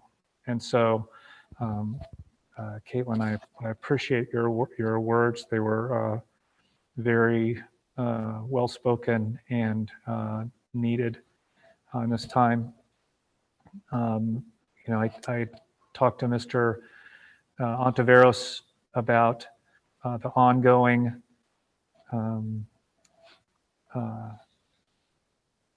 Santa Maria Police Department presence on our campuses and how that's going to look and how we can, and nothing formative, just in discussing how that might look and how we can better integrate those folks into a more comprehensive model of interfacing with our kids and creating understanding and dispelling any fear on anyone's part of in that regard to that relationship. And I think in the past I've spoken to that in the context of DARE, but I think it needs to be a much bigger and more expansive thought process, and that the high school district has considered ethnic and gender studies and how that should look across the curriculum rather than maybe just a specific class. And so, I would encourage teachers to explore those things and maybe not. Ms. Molina discussed Christopher Columbus. I think there are any number of things in this time that I've found I didn't know about the Black experience, or people of other ethnicities that were really important and validating. So I've gone on too long, but that's my board report. And we love our kids and value them, and we want them to know that. Mr. Ontiveros. Mr. Lara, sorry. Sorry, Ricky. Just everybody be proactive and just get the word out there to stay the distance and get out there about staying with the mask. You know, that's all I got to say. I don't, to get our kids back into school, we miss them. And mask is huge, brother. Yep. The hospitals are at capacity right now. Yeah. It's not good. The numbers are up. They are. Everybody just stay safe, And